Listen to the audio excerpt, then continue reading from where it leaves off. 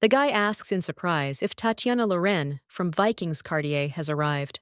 The butler explains that he informed her that the gentleman was absent, but she said that she would wait for him. Hearing this, the young gentleman quickly ran to the room where the girl was waiting for him. He asks in surprise how she came to this place, because he knows that she should not come to such a place.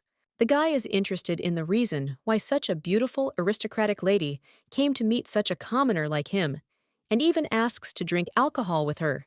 The young gentleman does not understand what this could mean and drinks wine. The girl was silent for a while and then asked him to marry her. He asked in surprise what she was talking about. Tatiana asks him to marry her because she was waiting for him to tell her all this. The guy smiled and then asked if she was laughing at him. And then he said that it was true that he was once interested in her. He screamed and explained that she was mistaken because he did not desire her at all, but only her body. The main character says that it's great because she has what he wants. Canel asks if she understands what she's talking about because at least he thought she was reasonable. The young lady explains that this is why she came to him and then asks her to listen because she gave up that mouth. Hearing this, the guy thought that she was either expelled or abandoned and then looked at her in surprise. Tatiana asks if she should tell him everything in more detail. In the Duchy of Atlas, a woman says in surprise that the rumors were true and that today the Duke will actually propose, as she understands that the negotiations between the Empress and the Viscountess have finally ended. The lady offers to watch a banquet arranged in the Duke's house for the lady's 21st birthday because she believes that they are both not the kind of people who will back down. The lady says that she understands how much effort the Viscountess has put into the duchy and asks if she can leave empty-handed. The other woman tells her that this is not the first time, but the fifth. The ladies saw Tatiana and they understand that it was really worth it to invest so much money in the Duchy of Atlas. After all, it is not for nothing that they call her a living doll. The lady tells her to be quieter because this girl will soon become a duchess and thinks that they need to be more careful. At this time, the main character thought that they really believed that nothing could be heard about what they were saying. The lady approaches the girl and says that she wanted to look at her sweet face because their late father would have been glad to see it. Anasia Auberdine de Cartier, the Viscount's first daughter, reports that her son-in-law has prepared a gift for her, a sapphire, and then asks where he is, since even the Duke of Atlas is nowhere to be seen. Larissa Loren says that it is obvious, because if men have a convenient opportunity, they only look for an excuse to smoke and discuss business and politics, and then asks how much time she devoted to the banquet. Anisha says that this is true because the Duke of Atlas's banquet hall was planned from start to finish by their mother. Mom asks what day it is for Regina, since she won't come, and she kept spreading news about the banquet, but still didn't come. The lady turns to her daughter and tells her that under no circumstances should she become like her second sister. Mom claims that Tatiana is her last hope and the greatest treasure in her life, and then hugs the girl and strokes her face. Larissa says that she is looking forward to it because the Empress sent her an engagement ring, a diamond, weighing just over 100 carats. And then she explains that since the former Duchess is no longer there, the Empress personally takes care of her family. Mom asks her daughter if she understands. The girl suggests that she not worry because she will pretend to be surprised as much as possible, as if she did not expect it, touchingly and sincerely, with tears in her eyes. Mom says that she doesn't know if there will be people who will be deceived by this, but this is the rule of Soviet society. Even knowing everything, one can be deceived. Tatiana tells her mother that she is a little tired and will go to the second floor to rest there. The main character saw Camilla and thought about how she was a commoner, and she wondered how she dared to even think of coming to this place without being an aristocrat. The girl does not understand how Count Terezi could take such a girl under his protection. He calls her a designer, and there is no place where he would not take her with him. And the girl also cleans very frivolously. Tatiana believes that there is a wall that cannot be overcome, and it is a sin not to be an aristocrat. However, she understands that Camilla is trying with all her might to jump over this wall. The young lady thought that there was a man who could not overcome this wall and was trampled, and he was the red-eyed reaper Canel. The main character remembers that there was such a person, but she understands that she should not think about such a person because she knows nothing about this person, and therefore she should think only about the engagement and the hundredfold diamond. The young lady wondered if all the other brides had similar feelings. When Tatiana approached the door, she heard a girl smiling and addressing Duke Atlas. She told him to be quieter, because his beautiful bride could hear it, after all. It's not for nothing that they call her a doll. The gentleman asks her if she thinks this doll will be able to think correctly, and then he hugs her. He says that the day will pass unnoticed if he puts his mother's jewelry on her, one by one. Hearing this, the lady asks the Duke in surprise what he is saying, and then suggests that he concentrate. Atlas says that he understood everything and suggests that she stop being capricious. At this time, the main character enters the room. When the loving couple saw her, they were very surprised. The main character remembers that many years ago, when her second son-in-law cheated on her mother said that a man can have an affair on the side, and of course, a woman can too. If a man does, then a woman does too. And so, in reality, it is not an open way of thinking, but simply means that one must act with the calculation of who will get more and for which side it is beneficial. Atlas asks Tiara in surprise why she is there. The girl understands that she, as her mother's daughter, can do nothing about it. He says that it is simple and then falls silent because he does not know what to say next. The main character says that if they are not going to brag about it to people, then let them speak more quietly. The gentleman heard this and called her name Tiara. And at that time, she thought about what Tatiana was, and she wondered what she should do, because she wanted to bring these two out right now and disgrace them, but it was not beneficial to her. The young lady understands that the rumors will be dramatized to suit their taste and color, and therefore she will not be spared a scandal either, since she understands that this is the worst birthday. The girl knows that he is one of those men who could do something like this at any time, but she did not think that she would be like this on the day when he was going to propose. Atlas invites Tiara to listen to him, and then explains that this is a misunderstanding, and first suggests that she dye her ardor. The girl turns to His Excellency and claims that he has never seen her angry, and then she says that she will leave now and they will successfully finish what they started. Tatiana says that if he has an urgent matter in the imperial palace, or if he falls down the stairs and breaks something no matter what it is, she will be grateful if he makes sure that her name does not come up anywhere. The young gentleman screams and asks what she is saying, and also wonders about their engagement.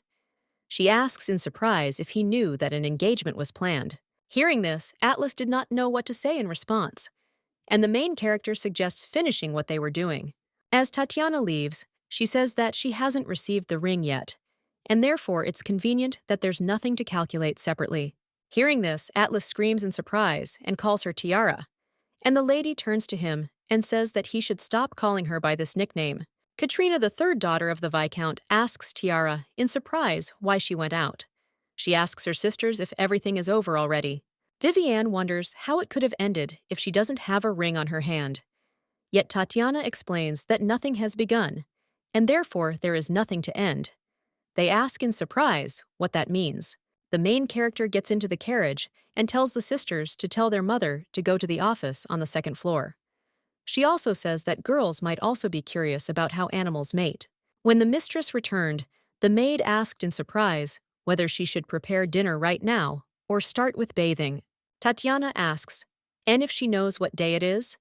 She replies that of course she knows what day it is, and then says that it is the lady's birthday, and the day she received the proposal from the Duke of Atlas. Hearing this, the main character thought that the rumors had gone too far, but she believed that these rumors would never come true. The girl sitting on the bed remembered her mother's words about how she was thinking about Duke Atlas sitting next to her at the weekend charity event because she thought it would be nice.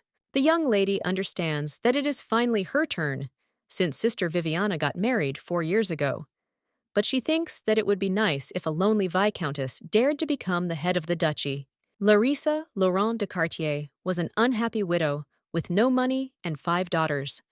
The beautiful daughters who resembled their mother became a great asset. 17 years ago, starting with the wedding of her eldest daughter, Annecy, with Count Oberdan, who was the Minister of Foreign Affairs, she took the place of the second wife. The second daughter, Regina, married a wealthy man. After raising her position through the marriage of her 2 daughters, she continued to use the marriage strategy so that her third daughter, Katrina, won the heart of the Marquis Ante, who was the Minister of Justice. The main character understands that these were fairy tales of the secular world when two people accidentally met in the opera house. Vivienne was Katerina's twin and had a choice of marriage proposals.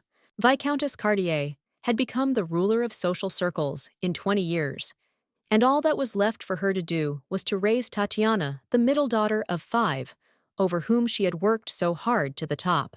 The daughters turn to their mother and say that they will also help, because they understand that money is power. Family is the most important thing. Mom says that this is Tiara, and naturally it needs everything. The main character believes that the one who could barely satisfy her complacency was the Duke of the Atlas family, Alexei. The Duchy of Atlas, among the 3 duchies of the Freya Empire, being from the most powerful family, Empress Charlize actually ruled the imperial palace where there was no empress. Alexei, the empress's nephew and the young head of the duchy, was the best groom, young, handsome, and ambitious. At first, the sisters who claimed that this was impossible happily invested their husbands' financial resources and personal connections for the sake of their beloved younger sister. The Viscountess completed negotiations with the Empress in just 2 months, and Tatiana was promised a 100-carat diamond ring as a gift for her 20th birthday. The main character looked at her hand and thought that she didn't feel sorry about the ring at all, but she understood that people would still be hanging around about it and it wouldn't end in a regular scandal. Suddenly, the girl's mother and sisters enter the room. She asks her daughter if she is okay. Tatiana says that probably mother had already heard everything from the sisters, and she had no reason to stay there any longer.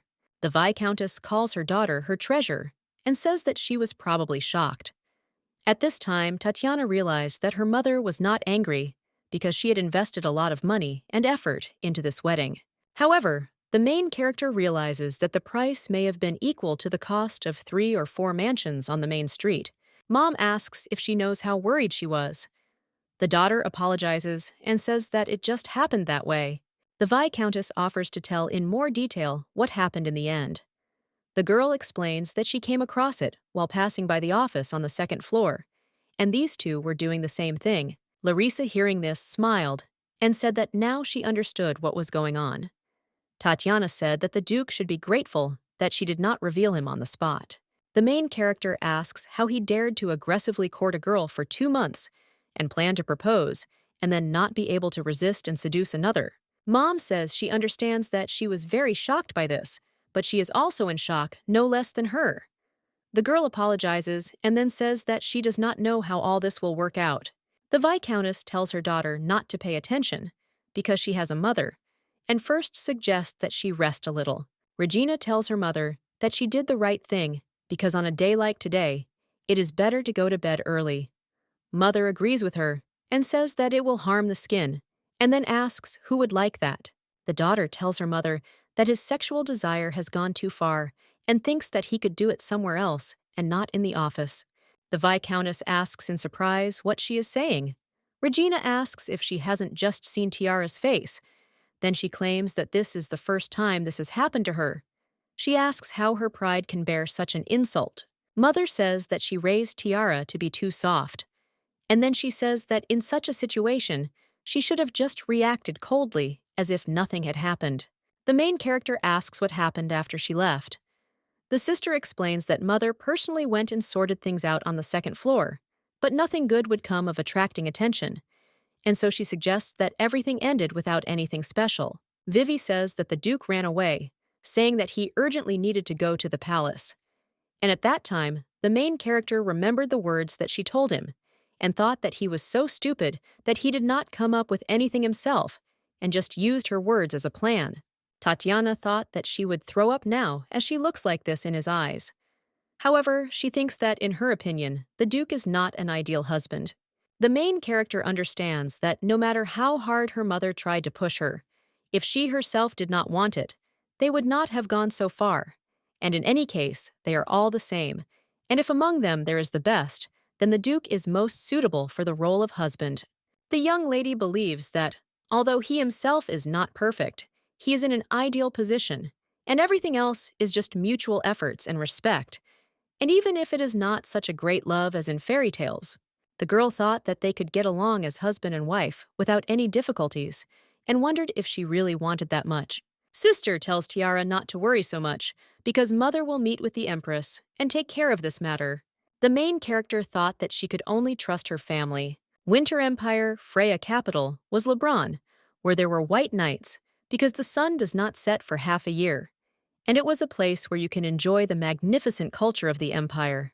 In the depths of the magnificent imperial palace lies the residence of the Empress, the Ployna Palace. The Empress says that every time the Viscountess comes, this place becomes warmer.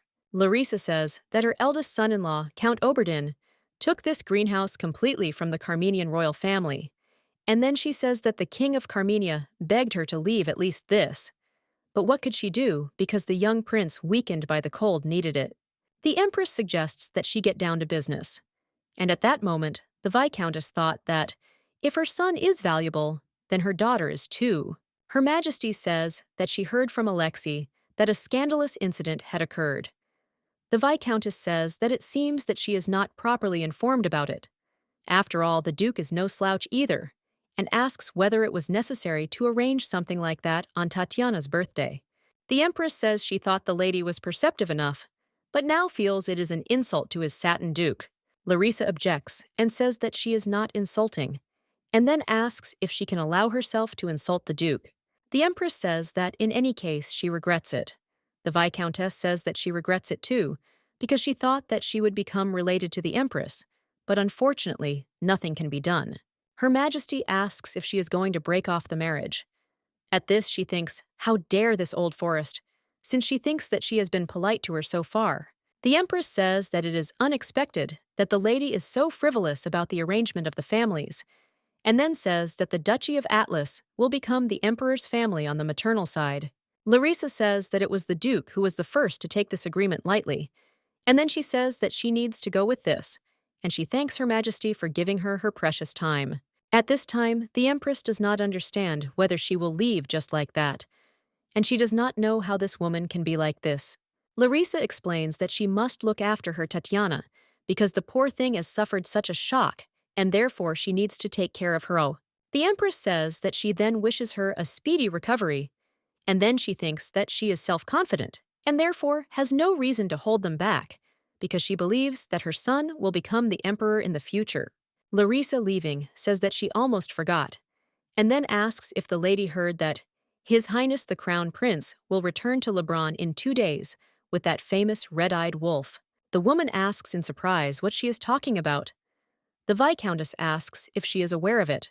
Larissa explains that she heard this from her 4th son, Marquis Leboni, and since he is involved in all internal and external affairs, he is the first to know about all the news. The Viscountess informs him that she has taken up her precious time for too long, and therefore takes her leave. Her Majesty, screaming, asks how her daughter Tatiana is. Frightened by this, Larissa thought about how it would be right away, and then answers that how to say she, as her mother, sees that her daughter is so upset about what happened. The girl says that they haven't been shopping with Tiara for a long time, and then says that she doesn't have to buy anything, because the gifts from her older sisters and ideas have piled up like a mountain. Tatiana asks if they only go shopping if they need to buy something specific, and explains that it's to change their mood, and suggests continuing shopping. The main character thought that nothing attracts the eye, and all the dresses are the same. The lady says that Lebron is very sad, and it seems to her that the South is significantly different, and they pay even with a neckline to the chest. Another girl says it's indecent. The lady says they say Lebron also has dresses like that, and they say their designer is Camilla.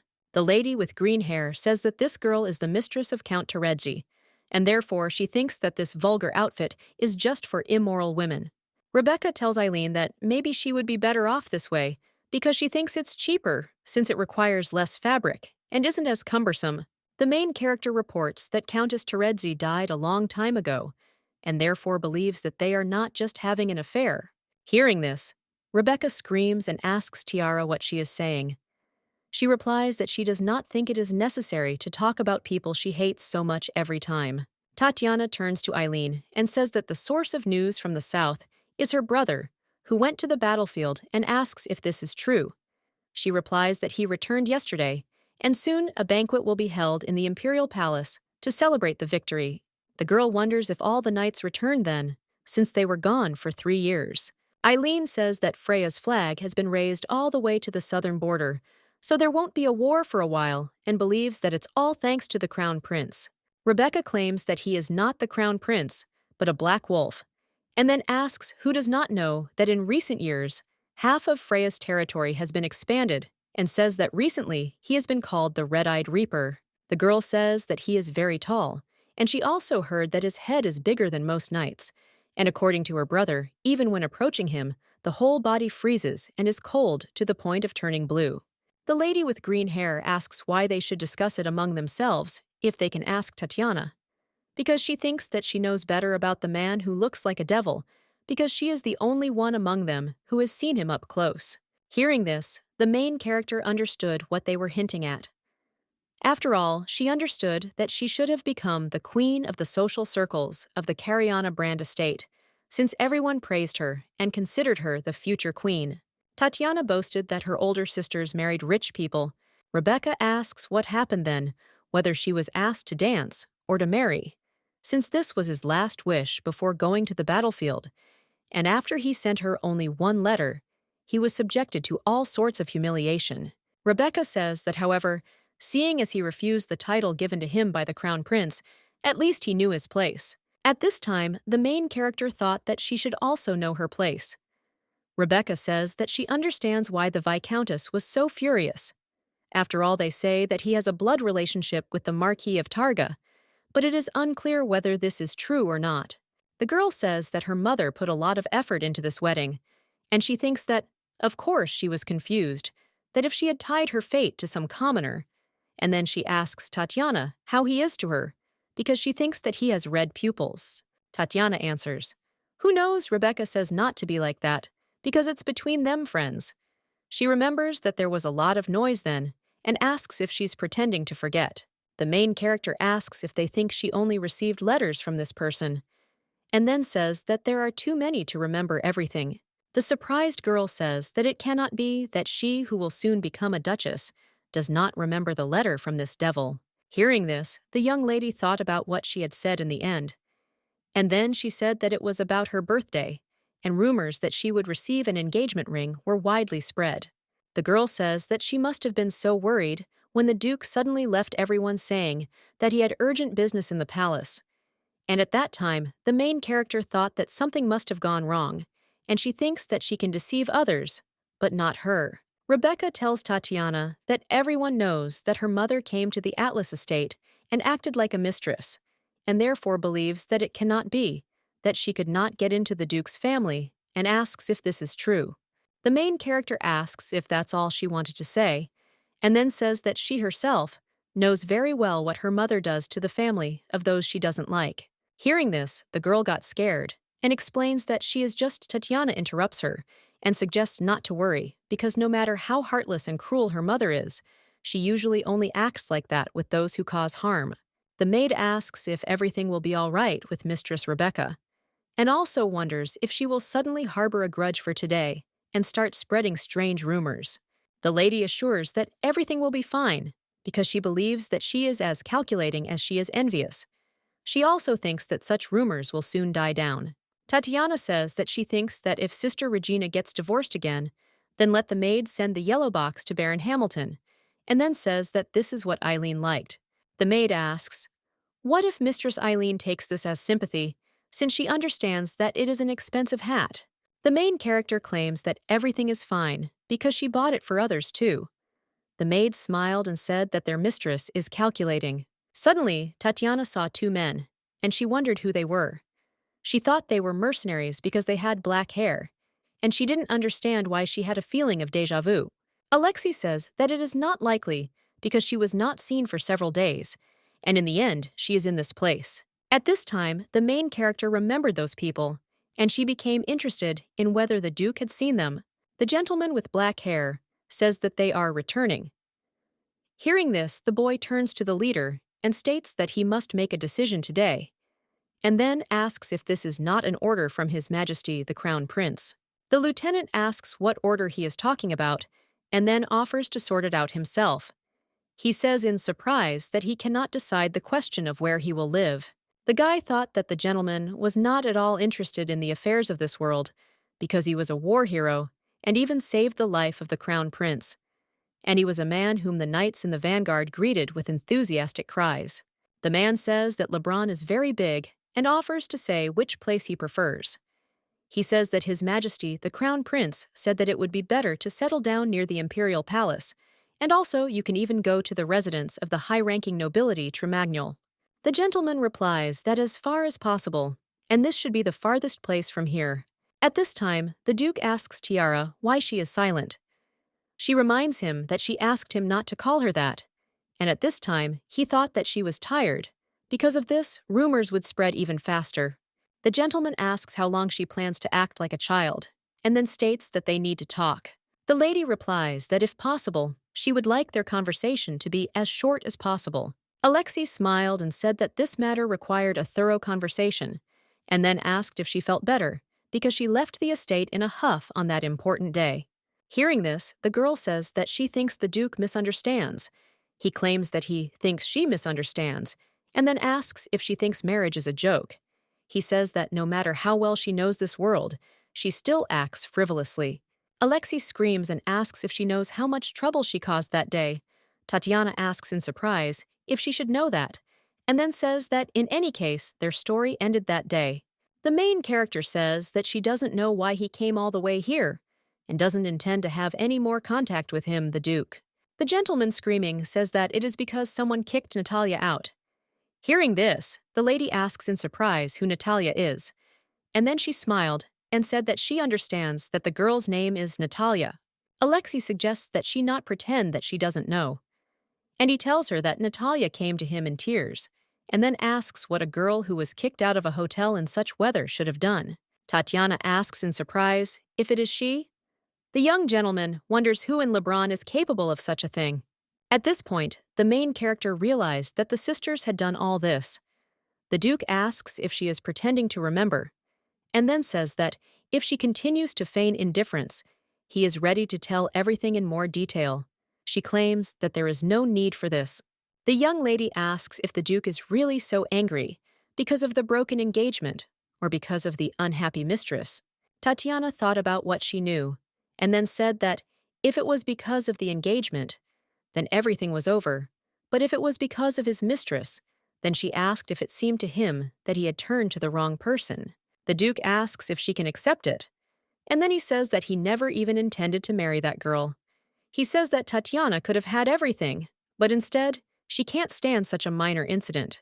Alexei explains that she was not only kicked out, but is no longer accepted into any of the hotels in the central part of the city. The main character asks why she shouldn't be settled in his house. Hearing this, the gentleman was surprised, and the girl says that the one who can't even settle one of his mistresses dares to blame all the blame on her sisters. The young lady asks who owns all the hotels and who is the owner of their house. He turns to the lady and calls her a tiara, and she screams and reminds him that she asked him not to call her that. Alexei says that in any case, it's good that it wasn't her doing, and then says that he knew that she wasn't that crazy, and therefore would hold her sisters accountable for what they did.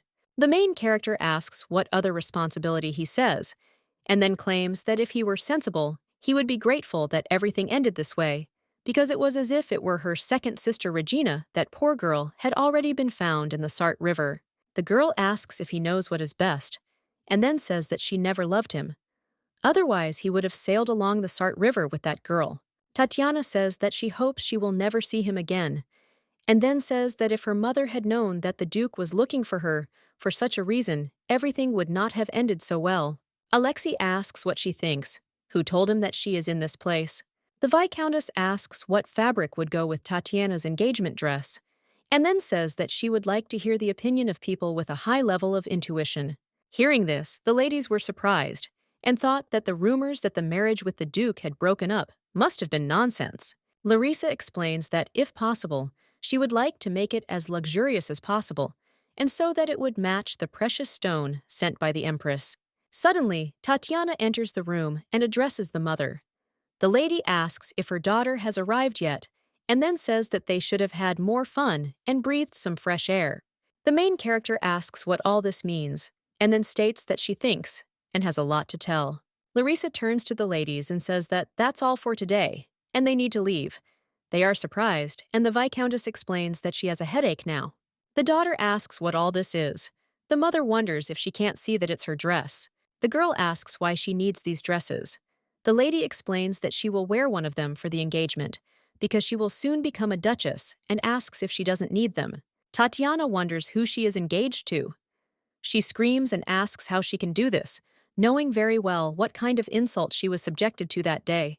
The main character claims that she thought about it from the very beginning, and personally said that she should have principles, and she may never see him again, and behind her back, she told the Duke where to look for her. The daughter screams and asks if she wanted to invite this bastard home again. The mother replies that she tried to do that, and thinks it would be good if she brought him home today.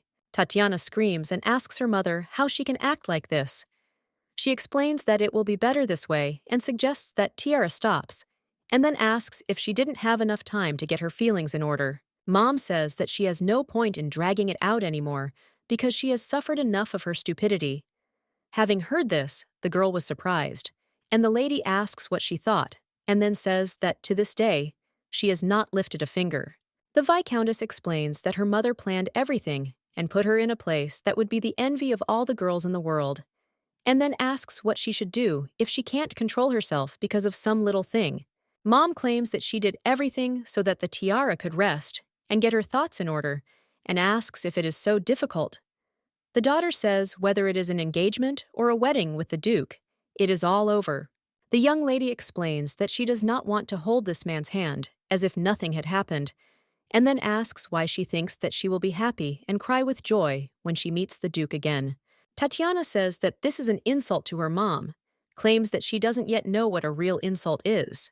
The Viscountess explains that the insult is the inability to cry, even when her husband has died, and she is deeply in debt, and then asks if she knows why. The woman explains that if she had fallen in tears, her sisters would have died of hunger, and she says that it is an insult to walk 10 miles without a carriage with 4 daughters on the day her husband died. Mom claims that it is insulting to cling to a grandmother who is not happy with her and beg her for food, and she explains that she could not even eat the bread she received normally for not noticing the rumors that she was the one who tormented her husband. The Viscountess says it was insulting to hide in a barn and cover her mouth while choking from illness.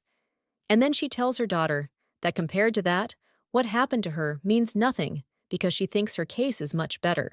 Mama says that as compensation for this incident, the Empress agreed to give her the Villa Mouton. She believes that it is the warmest place in Lebrun and is well suited for wintering. The Viscountess says that if such an unfortunate incident happens again, she can take a rest there. Hearing this, the main one asks the mother if she has any pride at all. Heard this woman asks if she is talking about pride, and then claims that if she had kept her pride, she would not have been able to give birth to her. Mom says that Tatiana Lorraine de Cartier is her favorite daughter. The girl, when she entered the hall, saw a lot of jewelry and asked her mother what it was. The sister said that she didn't see that it was preparation for the engagement. The woman says that she thinks she will have to measure her size again because she has lost weight and her fingers have become thinner. Katrina asks in surprise if they are going to continue the engagement, and her mother asks in surprise if she thought this marriage would fall apart. The sister says that she will take Tatiana to her home and tells the maid to pack her things. The Viscountess says that she must have called her the daughter, explains that she came because she was worried about Tatiana. Mom says that it's the other way around. She's worried because everything is going well. Kitty asks if she's going to marry the Duke and the tiara at all costs. The woman wonders if she can bring a groom even better than him, and asks how easy she thinks it will be to find a guy with the same wealth, the same title, and the same support. The mother tells her daughter that the Duke's family is not as rotten from the inside as her husband's family, and that he did not have previous wives like her husband. The girl screams and says that the Duke has committed treason. The mother suggests that they just talk frankly, and the daughter asks if she wants to say that she didn't know this. The Viscountess claims that they grew up under her and know the entire high society world by heart, and cannot even lie to her that they did not know this, and then claims that everyone guessed. The woman says that they just didn't see the Duke cavorting with other girls like he did that day, but they must have heard rumors about it. She asks if they thought that everything was just going so smoothly towards the wedding. At this time, the main character heard their conversation and then turns to the sisters and asks if they really knew everything. Tatiana says that it was not someone else, but her own sisters who did not tell her. And the woman turns to the girl and says, "Wouldn't it be better to tell the mother everything openly, instead of sitting quietly and pretending that she knows nothing?" Mom asks Tatiana why she has a bag, and also wonders if she really wanted to follow her older sister. The woman asks how she can do this to her, and then reminds her that she raised her. Tatiana objects, and says that she grew up quite obedient, and did everything as her mother wanted. The Viscountess tells her daughter that she explained everything clearly to her, and then asks if she still understands. Tatiana says that perhaps her mother does not understand her, and says that she will not get married. Anicia suggests Tiara to go to her house first. Hearing this, Mom screams and says that she thought that, although the sisters are different in the end, the Viscountess says that when she becomes a duchess, her sisters will have a prosperous future. Mom says that the eldest daughter will most likely become the owner of the Oberdin Company, and thanks to the merger with the Duchy of Atlas, the credit rating of banks and enterprises will increase. Larissa says that Marquise Laboni and Marquis Ante will be able to build hotels not only in Laboni, but all over Freya. However, it is not known whether the duchy will cooperate since she kicked out the mistress of the head of the house. Hearing this, Tatiana is surprised and asks if this is why she is forced to get married, and also wonders if this is the reason.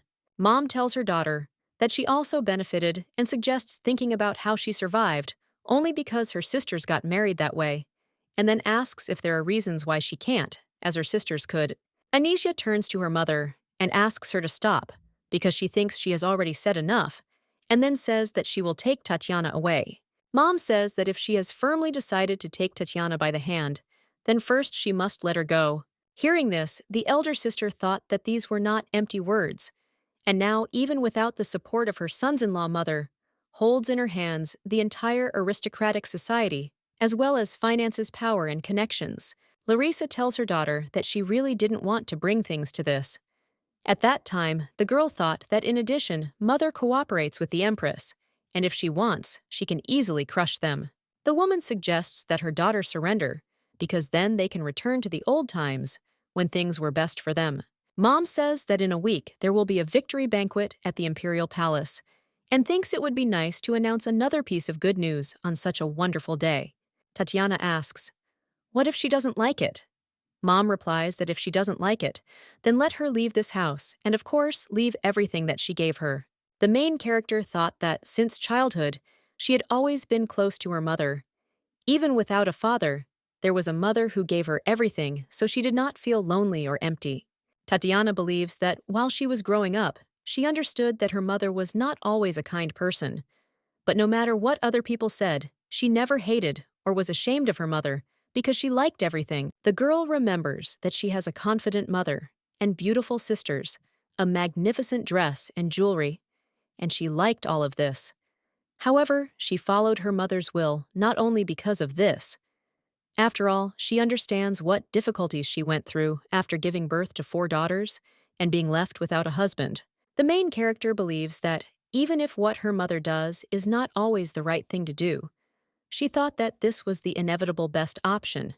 The maid asks the mistress if she is awake, and then asks why she is sitting, because she thinks she should be lying down, and says that although she is not sick, she still has not eaten for several days, and then asks if she will eat anything today.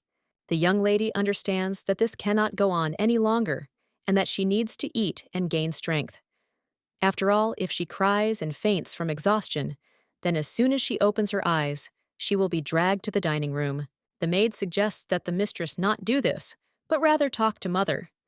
The lady says that she should not interfere in this, since she has already heard enough from the sisters. The girl asks En if she thinks she is rebelling out of her naivety. She replies that it is not so. At this time, the main character thought that she knows her mother, as well as she knows her, and this woman is serious. And when it happened that the one who doubted her birth went bankrupt overnight, the newspaper agency that published the article about the immorality of the second son-in-law disappeared in an instant, and the girl thinks that if she said to leave, then she should do so, but she understands that it would be better for her not to know this until the very end, because now she cannot live as if nothing happened. The maid asks the mistress if she will eat, but the girl replies that she does not want anything. 3 days have passed since that moment, and she understands that, probably on the very first day, her mother froze her accounts, and on the second day, she cut off all ties with other people. The main character believes that, in this house, only her body belongs to her, and only then did she realize who she is without jewelry and luxurious dresses. Tatiana says that if you think about it, she is rich. The man tells Lady Tatiana that he did not know that she had such a deep knowledge of art. She says that he exaggerates, because her knowledge is noticeably inferior to the Marquise of Everton. The gentleman says that however she came to the art museum alone, and reports that there are rumors about her wedding with Duke Atlas.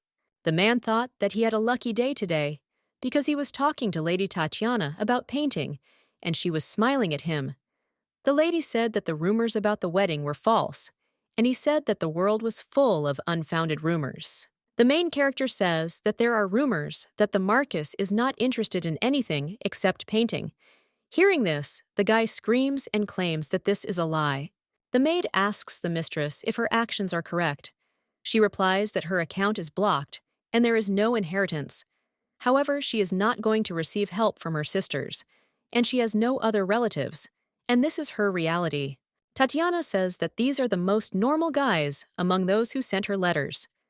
Anne asks the lady why she doesn't just contact the Lady Regina, because she thinks that she didn't know anything. The main character says that in any case, there are only 3 days left, but she believes that she needs to leave. The young lady realizes how pathetic her mother considered her, and then remembers that Regina had said before that she didn't like her. The girl says that the Marquis of Everton is a nice guy in many ways. The maid asks if she really intends to marry the Marquis of Everton. She explains that he is one of the candidates, and in any case, it seems that the Marquis is still interested in her. Anne says that her ignorance upsets her. The lady says that there is an opera next, and they need to hurry to get there before the performance begins. The maid asks the mistress if she knows much about opera. She replies that she knows enough to communicate with the opera lover, Count Fersen. And the girl believes that a lady who will not be just a simple decoration at any time and in any place is her mother's policy. And therefore, since childhood, she received an education in art and history, as well as foreign languages and politics. The main character believes that even if all her clothes are torn off, she will not be able to take away what is in her head. The maid says that, nevertheless, all the candidates that she is currently considering are two. However, the lady interrupts her and says that anyone is better than the Duke. The main thing is that he does not cheat, and she also believes that if this is greed, then one should not marry since one must accept reality. Tatiana understands that she is the only one in this situation who does not look strange, regardless of when and how she is thrown out.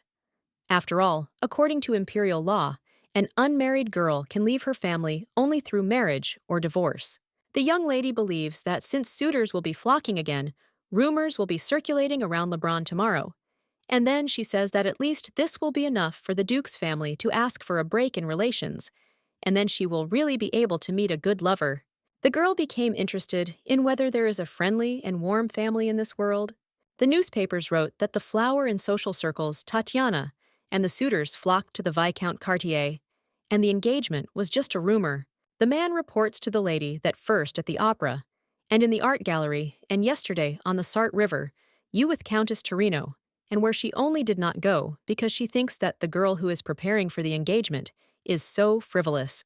Lorena asks if he's saying that her daughter is frivolous, and then asks if the Duke doesn't know better what not to do before an engagement. Alexei asks, screaming if she wants to say that he is the same as her daughter.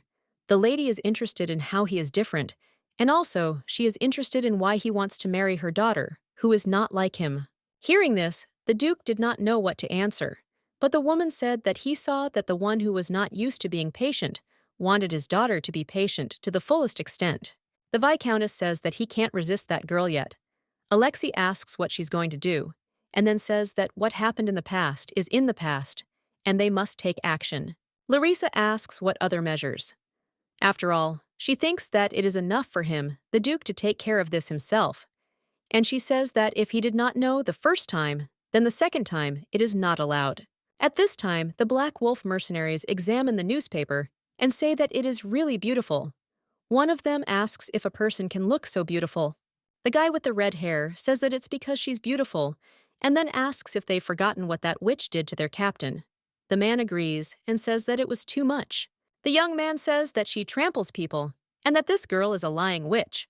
During the time when the emperor was bedridden, and the crown prince was waging a war of conquest, Canel Townsend was just the head of a small band of mercenaries, and he worked as he was paid. However, Canel volunteered to save the prince who was missing and knelt before the emperor, and the guy with red hair screaming says that he was just going to his death. The knight suggests that Owen not get excited, and his friend tells him to leave him alone because he worries about the captain's affairs more than his own, because the captain saved him from death in the alley. Owen screams and reports that the captain went to a dangerous place where even the imperial knights could not go and risked his life.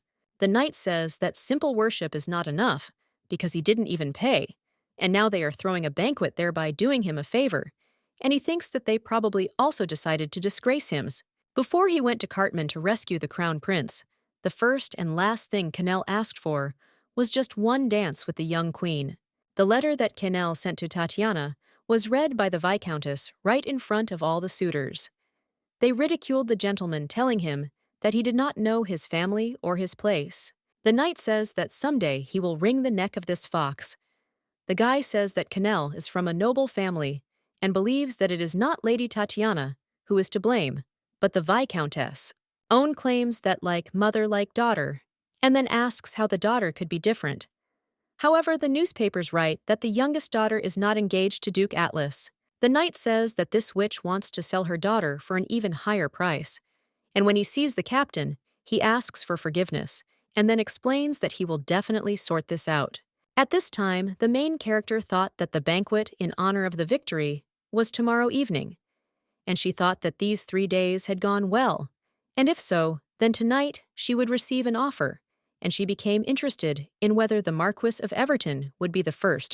The girl understands that she will not believe that these people suddenly fell in love with her, but she believes that if they are sincere with her like that person, then maybe she will agree.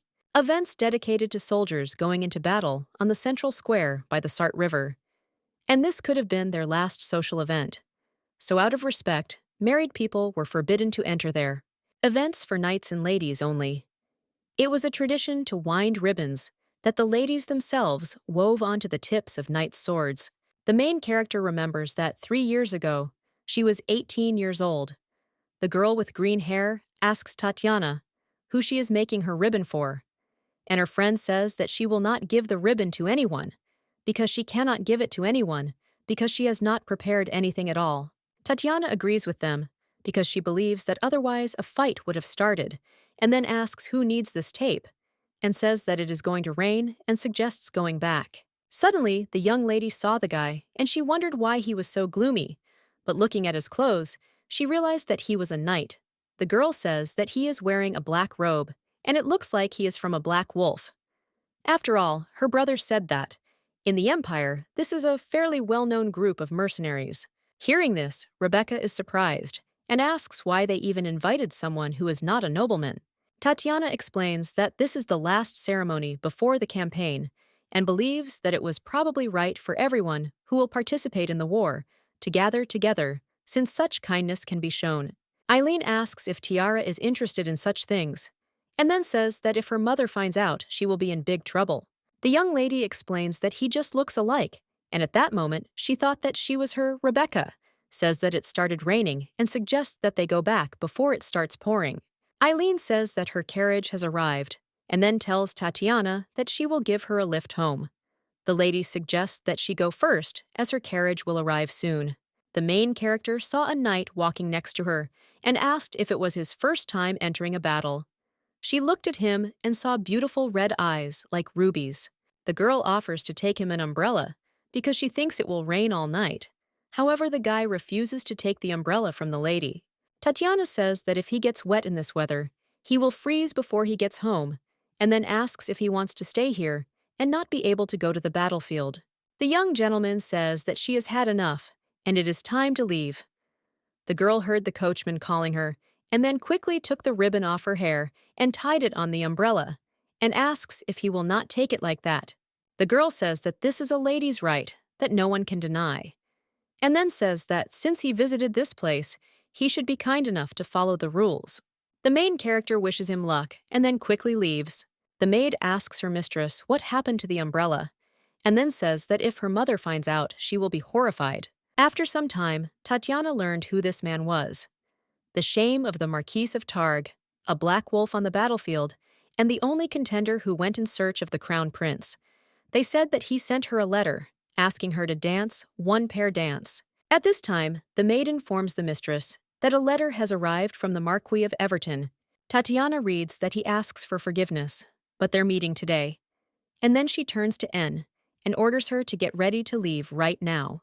The lady tells the servants to deliver this to the Marquis's house carefully, without spoiling anything. The main character turns to the Marquis and says that he really looks very busy, and then asks if he has an emergency in this place, that he had to cancel the meeting with her. Tatiana opens the package and says that this is a work by Ronoff, painted in the year 520 according to the imperial calendar. She explains that he is from Carmenia and was a court painter to the royal family. The girl reports that 5 years ago, Carmenia became Freya's vassal, and the painting was brought here, in other words, to her mother's personal warehouse in the gallery. The main character claims that this is a rare masterpiece with fine brushstrokes, and therefore believes that it is worth selling everything for it. The young lady asks if her mother had not told the Marquis that she would give it as a gift if he promised not to meet with her. The Marquis says that the Viscountess insistently asked, but the girl interrupts him and says that in the end he got the desired painting. The gentleman asks the lady if she herself lied to him, and then says that, didn't she say that she has no relationship with Duke Atlas? And then he says that they say that tomorrow, at a banquet in the Imperial Palace, the two of them will announce their engagement. Tatiana says that if he thought that she deceived him, he should have asked her personally, and then turns around and leaves. The young lady realizes that the Marquis turned out to be a wimp, while another hid in a barn, and a third lost consciousness from drunkenness. The others simply ran away to avoid meeting her. At this time, the main character thinks about whether her greed was so great, because all she wanted was just a minimum of loyalty. Anne says it seems to be raining, and she will catch the bandage and suggests going back. The lady asks where, and she answers that, of course, home. The young lady asks if she has such a place. Suddenly, the carriage stopped and the mother got out. She asks her daughter who she is waiting for, and also wonders if there is any place left where she could go, and then says that this cannot be. Tatiana asks if mother did all this. She answers that it is true, and then asks who else besides her is capable of such a thing. The Viscountess says that the new suitors were not bad, and that the candidates leaving was normal, but she as a mother has repeated this many times and asks if it wasn't so. The woman tells her daughter that they are made up of power and money, and she simply told them not to meet with her, and they did not ask her any questions in return. Tatiana asks the woman if she bought everything with money. The lady says that money is just the beginning, because they know that she is not to be trifled with, and then says that in fact, she wanted to tell her how her sisters were not ready to realize the fact that she is the most valuable treasure. The maid tells Madame that the mistress is in shock now, and therefore suggests in the carriage. But Lorena tells her to be quiet, and then says that she has not finished her speech yet. Mother says that it is time to find out who will suffer the most from her actions, and says that her ungrateful servant should also be fired. The main character says that it was she who hired N, and the mother claims that she pays the money, and says that of course, if tomorrow the daughter shows up at the Imperial Palace with an engagement ring, then this will not happen. Lorena claims that this is not coercion, because she does not like such harsh measures, and offers to return to Tiara at any time. The maid says that her mother's words are true, and she does not understand what to do now. The mistress asks if she really thinks so. The maid says that she has seen evidence from the suitors, and believes that in Freya there is no one who could challenge Madame's. Tatiana says that her mother's words may be true, but she believes that much can be lost, and much needs to be protected, because her mother is also afraid. The young lady says that she was too careless, and therefore believes that she should have gotten rid of these things from the very beginning. The maid asks the mistress where she is going, because she knows that there is no one left. The main character says that there is one more person left, The knight informs the commander that a message has arrived from the estate. He asks if some war has started there. The guy with red hair says that they just returned and need to leave again, and therefore he thinks it's too much, and then asks where this time. The captain asks when she arrived. He replies that she arrived just recently. Hearing this, the gentleman quickly mounted his horse and rode away.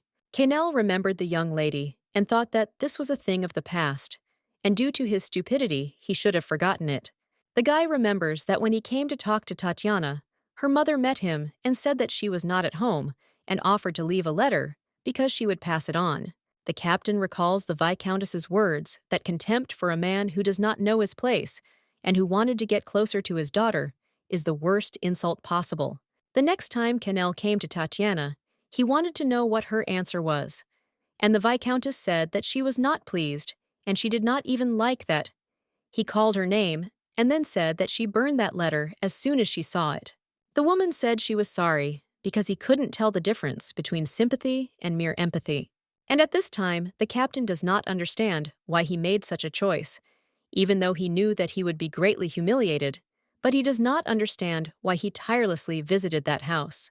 The guy became interested in whether he would be able to understand this if he met that girl again. The butler explains to the gentleman that he informed her that he was absent, but she said that she would wait for him. At this time, the captain does not understand what he wanted to check in the end. The girl says that she would be grateful if he lit another fire. The main character looked at the guy and remembered that he had the same red eyes as then, and thinks that this is her last attempt because she has thrown everything away and is completely alone in this world. However, she understands that she does not need such worthless pride. The young gentleman suggests that the girl speak because he does not know what else she needs. Tatiana says that she needs him, and then explains that in fact her mother kicked her out, and that is why she is no longer a Cartier. She claims that this is inevitable, and it does not matter whether he marries her or not. The captain asks in surprise why the Viscountess did this. The girl explains that she is a person who goes to such extremes and thought that recently seeing her mother, she realized this because she looked at her desperate running as just a child's game. Tatiana says that no matter what her mother was like, she would never sell her married daughter again. Quesnel asks in surprise why him, and also wonders why she is running from her mother to him and who he is in her eyes. The guy wonders if he looks like the one who would immediately agree if you ran to him and asked to marry him, and also wonders if she thought that he would kneel before her out of happiness. He says that they are incredible mother and daughter. The main character apologizes because she didn't want to offend him, but she understands that in the end, everything turned out this way, and she understands that in the end, she is not the person he would be happy to see. The girl explains that because of the urgent situation, she didn't even think about it. Hearing this, the guy doesn't understand what she's even saying. The main character explains that she did not come to him to ridicule or insult him, and she says that the reason she came to him in his last moments is that the young lady says it seems like he desired her. The young gentleman looked at the lady and thought that this girl would kneel before him, and he did not think that there would be more humiliation than then. Tatiana gives him a coin and says that it is payment for the alcohol that she dropped today, and then says that if this is not the man she is going to marry, she will not accept a treat from him. The banquet began in the imperial palace, and at this time the daughter tells her mother that the tiara arrived in the middle of the night and she is still sleeping, and therefore she left her to rest since they have enough time. Hearing this, Larissa thought that she had taken care of all the suitors in Lebrun and thought that she had nowhere to go. After all, she gave her enough time to realize her mistake and come back. The Viscountess says that it is still a long way off for the banquet to begin, but she still needs to get up slowly and prepare to get to the very heights. The husband of the first daughter, Anesia Count Oberdin, asks Larissa if she is in too much of a hurry. She replies that she thinks that her eldest son-in-law is very dissatisfied with her. The gentleman asks if Tiara isn't still so young, because he thinks it looked like the young girl was in obvious shock, and then asks how about giving her time to think. The Viscountess explains that she knows the Count treats the tiara like a daughter, but Anesia got married when she was 1 year younger than the tiara. Then she reminds the Count that he himself was in a hurry. Viviana's fourth daughter, Marquis Leboni, says that the Black Wolf will also come to today's banquet, And this time, the crown prince intends to bestow a title on him. The husband of Katrina's third daughter, Marquiante, reports that he also heard about the problem of confirming nobility, and they say that he will be appointed a duke. But it is not so simple because the title of baron will be enough. The gentleman says that this title is not easy to obtain and believes that, in any case, he really did save the life of the crown prince. The Viscountess says that it is not such a big deal, and she remembers how he first came to meet Tatiana, but she understands that it was not easy even then. Larissa thought that he could be a blood relative of the Marquis of Targa, or similar, just illegitimate children. 26 years ago, a huge scandal erupted when Lavrin of the Marquisate of Targa gave birth to a child herself. Lavrin died from postpartum pain, and the child born without a father became a disgrace to the Marquisate's house. The Viscountess claims that regardless of whether the illegitimate child becomes a baron or a duke, he should in no way be associated with the tiara. The woman thought about how she had made him understand this 3 years ago by touching a raw nerve. The Marquis says that he was subjected to such humiliation and therefore believes that he will not try again. Mr. Ante smiles and says that he himself misunderstood everything back then. Those were the times when letters were flying to Tatiana, even though Kainel was the leader of a mercenary squad gaining fame. The Viscountess used him as an example that he had no right to dare to look at her daughter. This process of public humiliation was cruel. The confession of mockery was like a public execution without beheading in this process, revealed his origin, because before that, he was considered an ordinary mercenary from the slums. The gentleman says that he wonders whether the Marquis of Targa regretted this, since if he had received him properly as his grandson, all the honors would have gone to the Marquis's house. Hearing this, Larissa asks if it is this old man, and then claims that it is incomprehensible to the mind. And at that time, she thought that fools who do not know that she rejected him, who knows?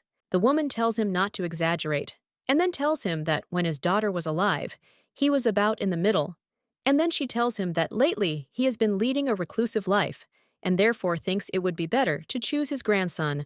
The Marquis says that where else can one find such an irony of fate when a grandson who was thrown out with his own hands returned as a war hero? However, he believes that in any case, he needs to work hard to become a baron. The man says that it is not yet known whether anyone will accept a man who does not even know who his father is. Marquis Oberden says that he seems to be very popular nonetheless, and asks if there was a single battle without his participation. And then he says that he will have to be given some title since he has a high reputation among the knights and people of the empire. The Marquis claims that they cannot ignore the opinion of the people of the empire. The Viscountess says that they should do so then. Ante says that in any case, at least today, they should express their gratitude to the wolf, since thanks to him the talk about the tiara has died down. The man asks if the rumors about Tiara going back and forth with different men haven't stopped. The woman says that she didn't think that there would be a case for which she would be grateful to this man. The Viscountess says that later the Duke of Atlas will appear with the Empress, and then tells her daughter that it would be necessary to call Tatiana to be with them in the place of the future Duchess. And at that time, she thought that then all the attention of the secular gentleman will be riveted to her daughter. At this time, on the outskirts of Lebrun, a woman asks a young gentleman why he constantly comes to this outskirts. Kainel tells her to stay inside and then asks why she came out, and also asks if she needs anything. Grandma says that it is enough for her, because she believes that everything is a joy for an old woman like her, and she never thought that her old age would be so peaceful. The woman says that she would like to take a good look at their master's face, but her eyes are not the same. And then she says that he has grown up so outstanding, and if only Mrs. Lavren were still alive. But the guy interrupts her and says that he has no business with a dead man. The grandmother asks why the busy gentleman came all this way. He wonders why she asks. The woman explains that the gentleman always comes to her only when he has a very important matter to attend to. And then she says that one day, he showed up before he went to rescue the crown prince. Kainel says that nothing happened. Grandma says that it looks like he didn't sleep all night, because since childhood he had such eyes. If he didn't sleep all night, and then touches his face. The guy takes her hand away and says that if she is going to say something strange, but the woman interrupts and says that she will not dissuade her, because she believes that her master, should at least once do what he wants. Grandma says that he did it and lived as he wanted. At this time, the maid looked at the mistress in surprise and asked why she wore a black dress to the banquet where the engagement would be announced. Tatiana said that it suited hers. Canel tells his grandmother not to say such things because she believes that he never wanted anything. At this time, the guy remembered that as a child there was a watch that he wanted to get. Miss Hart had a carriage accident, so all the money he had saved went to pay the hospital bills. But it was something he was drawn to for no reason, and if he had found out for himself that the watch had no value, he would have thrown it away without a second thought. Canel understands that if he had the opportunity to personally see this girl, there would be no regrets. The maid offers the mistress to go together, as she will accompany her. The lady objects and says that it is not necessary, and at that time she thought that she cannot even be responsible for Eun. Only at this time did the main character realize that many years ago she had hurt someone's heart without even knowing it. And later she heard rumors about what her mother had done. The young lady recalls that she then asked the Black Wolf to apologize for her mother, but he objected and said that it was unnecessary, and then asked if she sympathized with him. Hearing this, the girl was surprised. He says that what happened then, and he no longer needs anything, and then asked if she looks down on him. Tatiana understands that he had a look of contempt for her and a sharp refusal that she had never heard before, and also red eyes burning with anger and emptiness. The young lady does not understand what she did, and no matter how much her mother drove him into a corner, she did not dare to come to this man, because then she thought only about those eyes and believed that he still wanted her. The main character reflects on the fact that maybe she really did look down on this man. The girl understands that he is a man who has nothing to lose and nothing to protect, and she was sure that he would not be able to refuse her. She wondered if she had the right to judge her mother. When the main character arrived at the palace, the maid said that all the family members, Duke Atlas and Her Majesty too, were waiting for Tatiana. At this time, the young lady thought that now she had no way back, since she had done everything she could and gone as far as possible. When Tatiana entered the hall, she saw the surprised looks of the aristocrats, who were looking at her because she was wearing a black dress. The Viscountess invites her daughter to come to her, because she knew that the girl would come. The main character tells her mother that she thought all night whether she had the right to judge her mother, and then says that, at least for her, it was possible because who else but her would dare to judge. Tatiana says that this is possible because she lived her life without going against her mother's will. The Duke screams and asks Tiara why she didn't come to him and what she was doing. She asks if he is serious, and then says that the wound she received will not go away. And at that time, she thought that the wound she inflicted on someone will never heal. The young lady believes that she still has a chance not to be like her mother, because at least she doesn't want to regret it. Mother tells her daughter to think carefully, because she won't be able to help, because she doesn't know what she believes in. All the aristocrats were surprised when they saw Canel. He came up to Tatiana and gave her a coin, and then said that he thought he should return it, because he didn't think that they had the kind of relationship that required payment. The young gentleman asks the lady if she is going to refuse. Hearing this, the girl takes the coin, and at this time he holds her hand.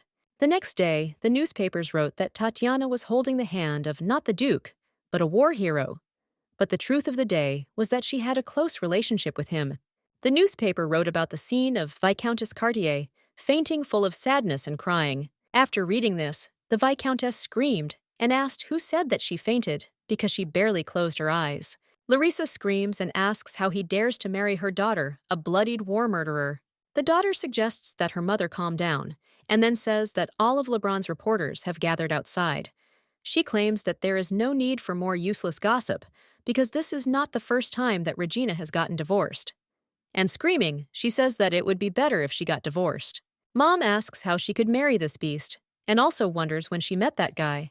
The Viscountess thinks that he must have seduced her when she heard that he was a hero, and thought that he would succeed and twisted her daughter.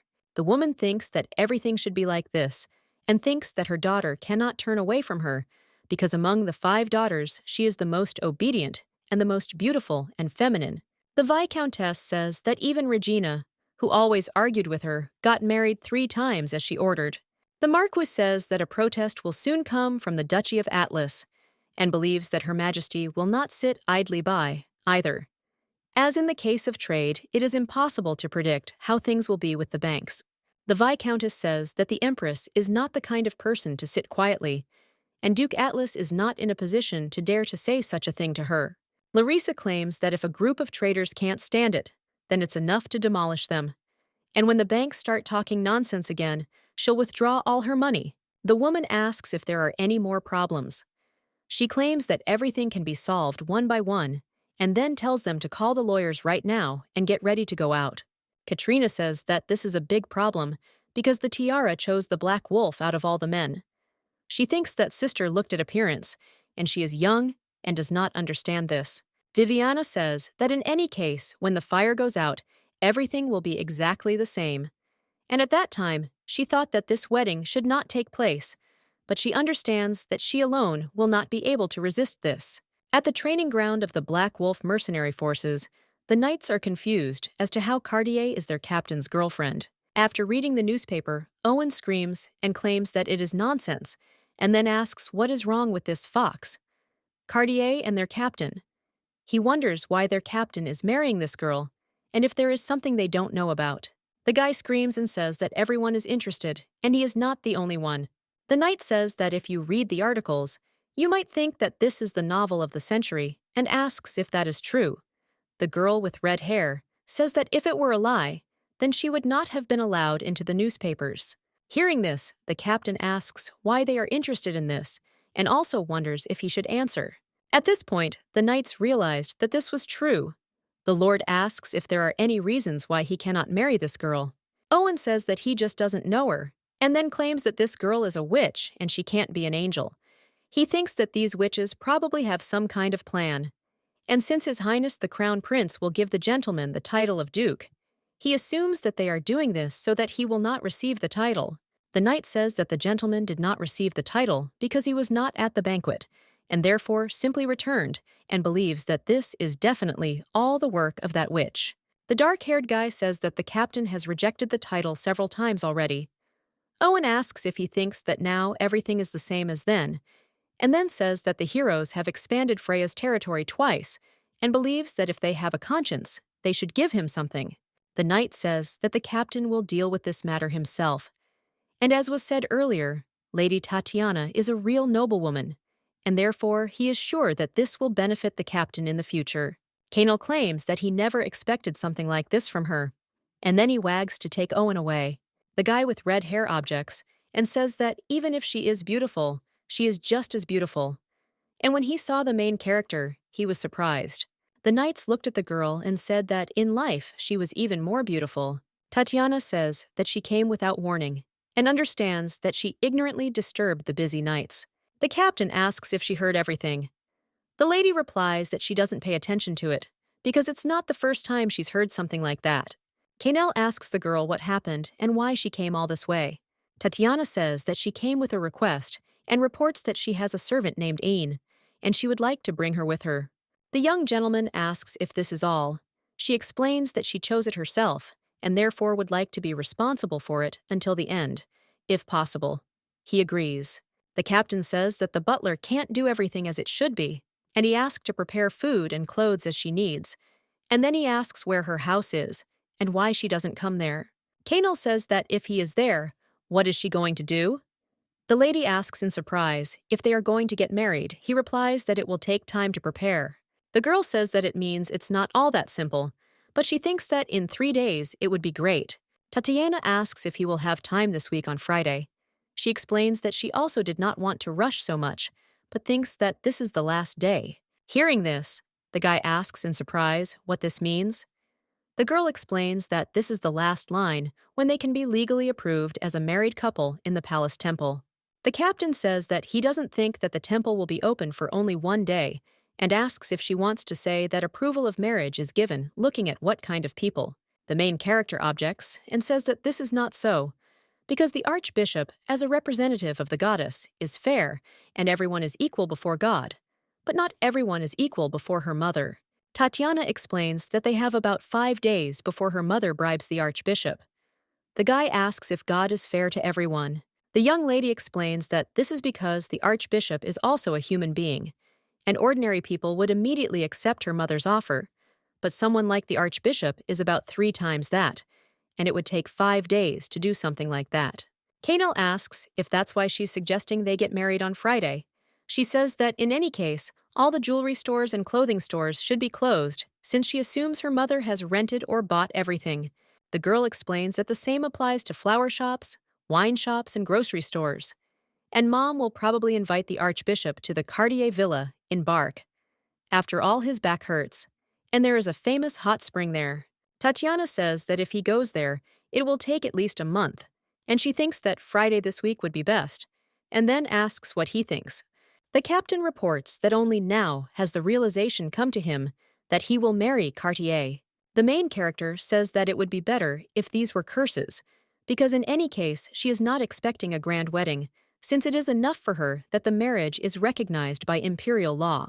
Hearing this, the guy does not understand whether this is really the order of things for a person who is preparing for a grand wedding, and then he agrees and says that he will do so. Tatiana says that then she will come back, and if it will be difficult for him on Friday, then they can postpone it, so she can just tell her about it. The main character apologizes, and he asks why. The lady says that 3 years ago, when she said that she would accept his marriage proposal, and then says that she knows that he only wants her body and suggests not to worry because she has not forgotten. The knights are surprised to say that they saw the goddess in person and believe that she really does look like the statue of the goddess in the temple, and also understand that she is amazing. Kanel says he thought something serious had happened, but it turned out everything was fine.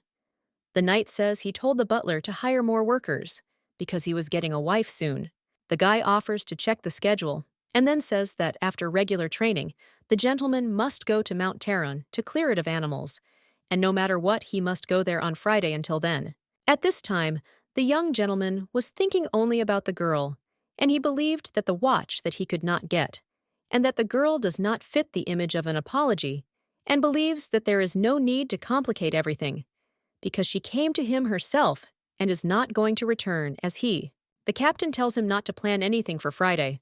Hearing this, the guy says that this Friday we need to head to Mount Taron, and then says that if he doesn't have anything serious, the gentleman says that he is getting married.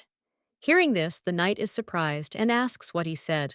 Meanwhile, in the Townsend mansion, the maid tells her mistress that everyone said she was seduced by a demon and had no choice but to die. Then she asks to be kidnapped.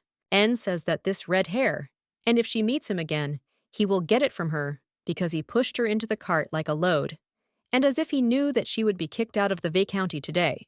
The maid cries, and then says that she thought that the mistress had really died, and that she would never see her again. At this time, the main character thought that she, of course, said that she wanted to bring N, but not in such a rude way. The mistress says that if it is a burden to her to be with her, she will find out about other places. The maid asks in surprise what she is saying, and then claims that she will be next to the mistress. Tatiana says that she is no longer a Cartier. Anne claims that, nevertheless, the mistress remains the mistress, and that is enough for her, because she is the best for her. The maid says that she doesn't care what anyone says, but she wants to always be with her mistress, and then asks if this is really that man's house. The main character realizes that the mansion is old, and the furniture is not even properly furnished. Anne says that she never thought that the lady would have to live in such a place, and claims that if she had a little more time, she would not have to be in such a place. The young lady explains that it would be the same in a month or a year, and no one would want to be the first to take her hand, except for men. The maid asks what kind of person he is.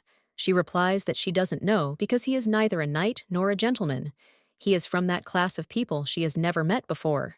The girl believes that he is the only person who extended his hand to her when she was in trouble, and thus showed himself to be a good person, but only brought her here. After that, their meetings can be counted on the fingers of one hand, including when she herself went to the training ground.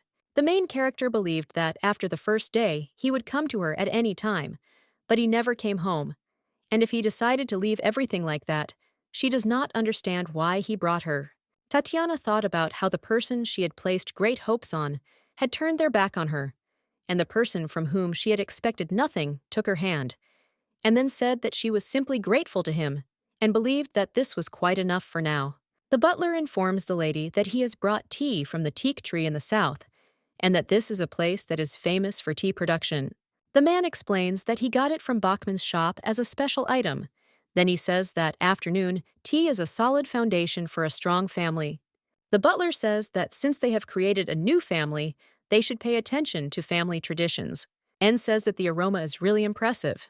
The man thanks her for noticing. The lady thought that maybe there was one thing she could help with, and then she said that it was really very good. The girl thought that this was a crude fake from the class. Larissa says that it is tea that is delivered by air directly from the teak, and her eldest son-in-law, Count Oberden, owns a tea plantation there, and then asks the guy how he likes it. Canelle says she doesn't have to try so hard. She asks how she doesn't have to when she thinks their destinies are so intertwined. At this time, the captain thought that this woman was sitting in a separate annex to the imperial palace and treating her subordinates like a mistress. The Viscountess reports that she shielded this girl from all the poisonous people who appeared before her, and strictly taught that ladies should not meet with anyone except gentlemen. Larissa says that her daughter did this, and that's why she thinks that she is still too young and naive.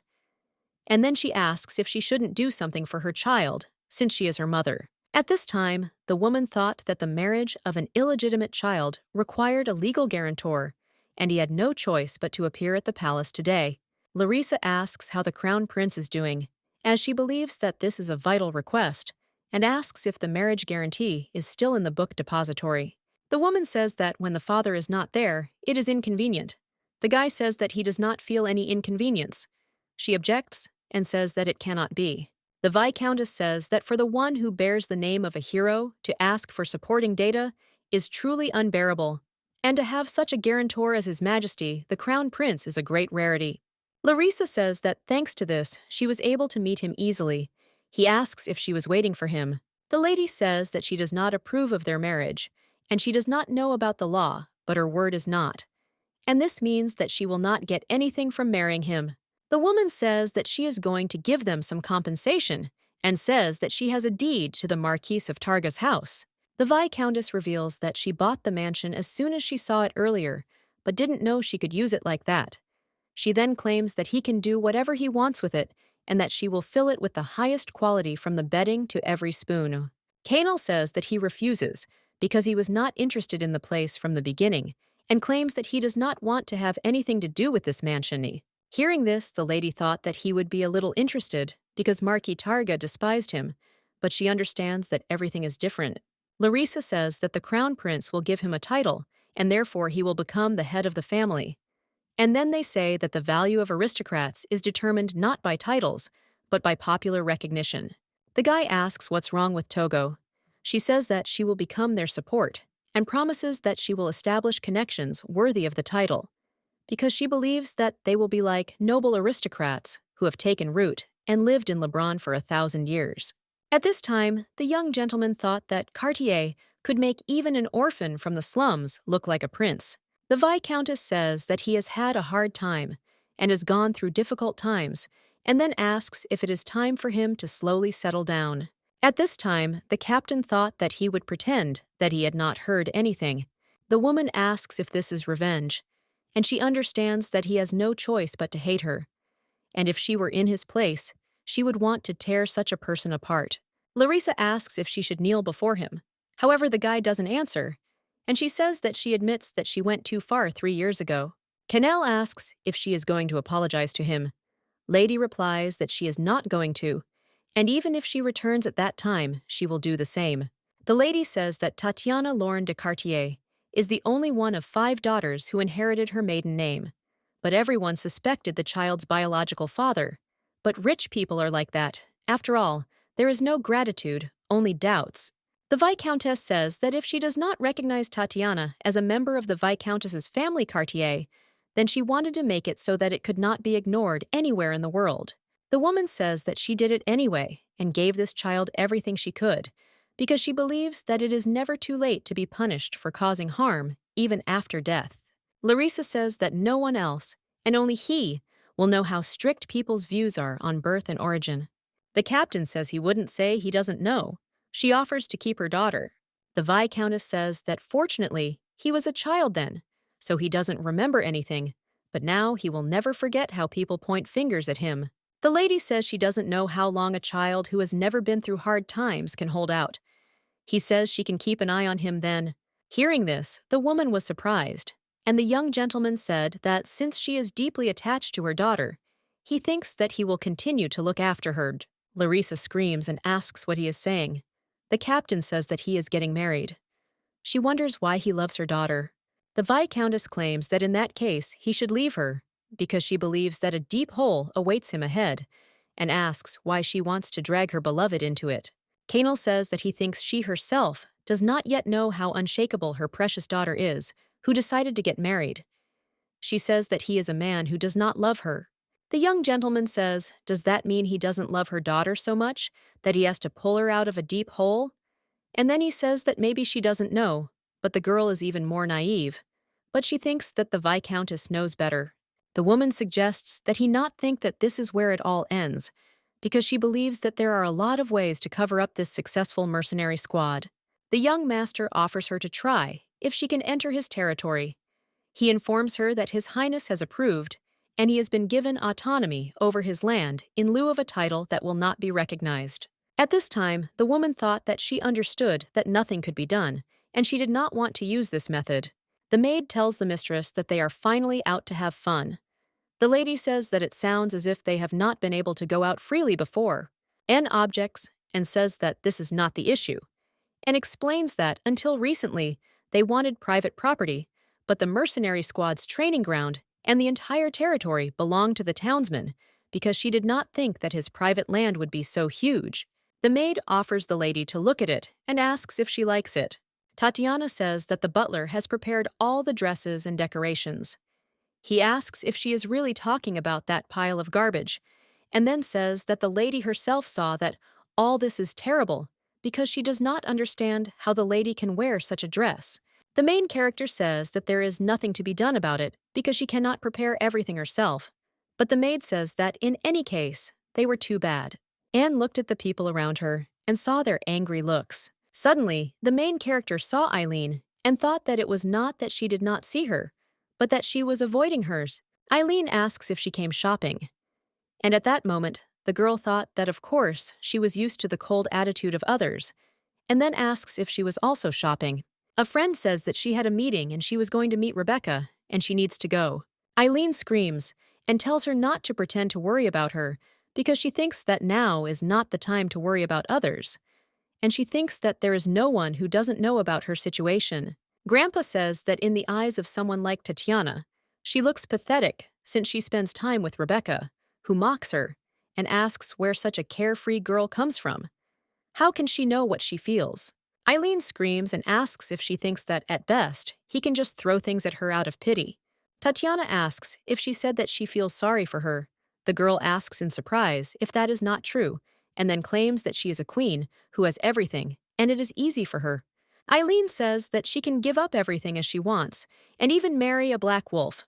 But someone like her, if it weren't for Rebecca, no one would accept her in social circles. The girl says that this means that she is not in a position to selectively meet people like her. Tatiana says that thanks to her, she understood everything clearly, and then says that she cannot understand the correctness of her reckless choice, and turns around and leaves. The newspapers wrote that the Reaper Canel Townsend denies love for Lady Tatiana. However, the main character believes that only this man is real. The girl saw her older sister, and then told the maid to go first, because she would be back soon. Anesia tells Tiara to look at her face, and then asks in surprise what is wrong with her appearance and what kind of clothes she is wearing. The young lady asks if she has come to say this. The sister suggests that they go together, since she will be staying in their villa. Anesia reports that her eldest son-in-law has prepared a boat in the port, and suggests that she rest there until everything calms down, and then suggests that she not worry since Kitty and Vivi will take care of the newspapers and social circles.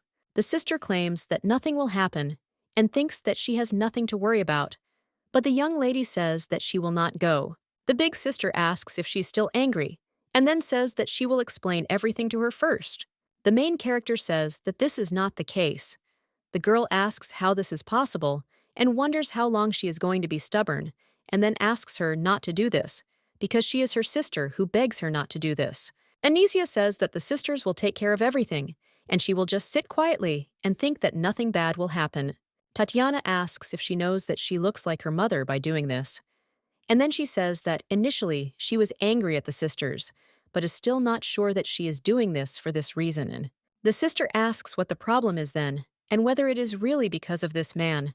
The main character says that she realized how offensive and painful it is when those you trust turn away from her, and therefore she cannot become the same knowing this. The young lady explains that she knows it's wrong, but doesn't want to repeat it, because she believes she got the man involved. Anesia claims that she didn't read the newspaper and doesn't know what the man said, and then reports that he said he didn't love her right in front of her mother. The girl asks if her sisters always said they loved her. The sister says they never intended to send her to the Duke. Tatiana says that she knows that it was not only about the profit that her sisters receive, and not because Alexei Atlas is a rich duke and the Empress's nephew. After all, he has no brothers or sisters to argue over the inheritance, so he thinks that there would be no problems. The girl says that she wants to say that she has many sisters, so she has never had a hard time or hated anything, and then claims that it has always been like this. Tatiana says that even now she feels endless disgust and resentment and leaves. The main character thought that she would be lying if she said that she wasn't shaking. When the girl returned to the palace, she saw the gentleman and asked in surprise why he was there. He said that he heard that her sister had arrived, and then asked why only now. Canel asks if she wanted to take her away. The girl explains that she missed her, and that's why she came. Tatiana asks how she will escape, and then says that she has nowhere to go. He asks why she has nowhere to go, and then claims that this is her home now.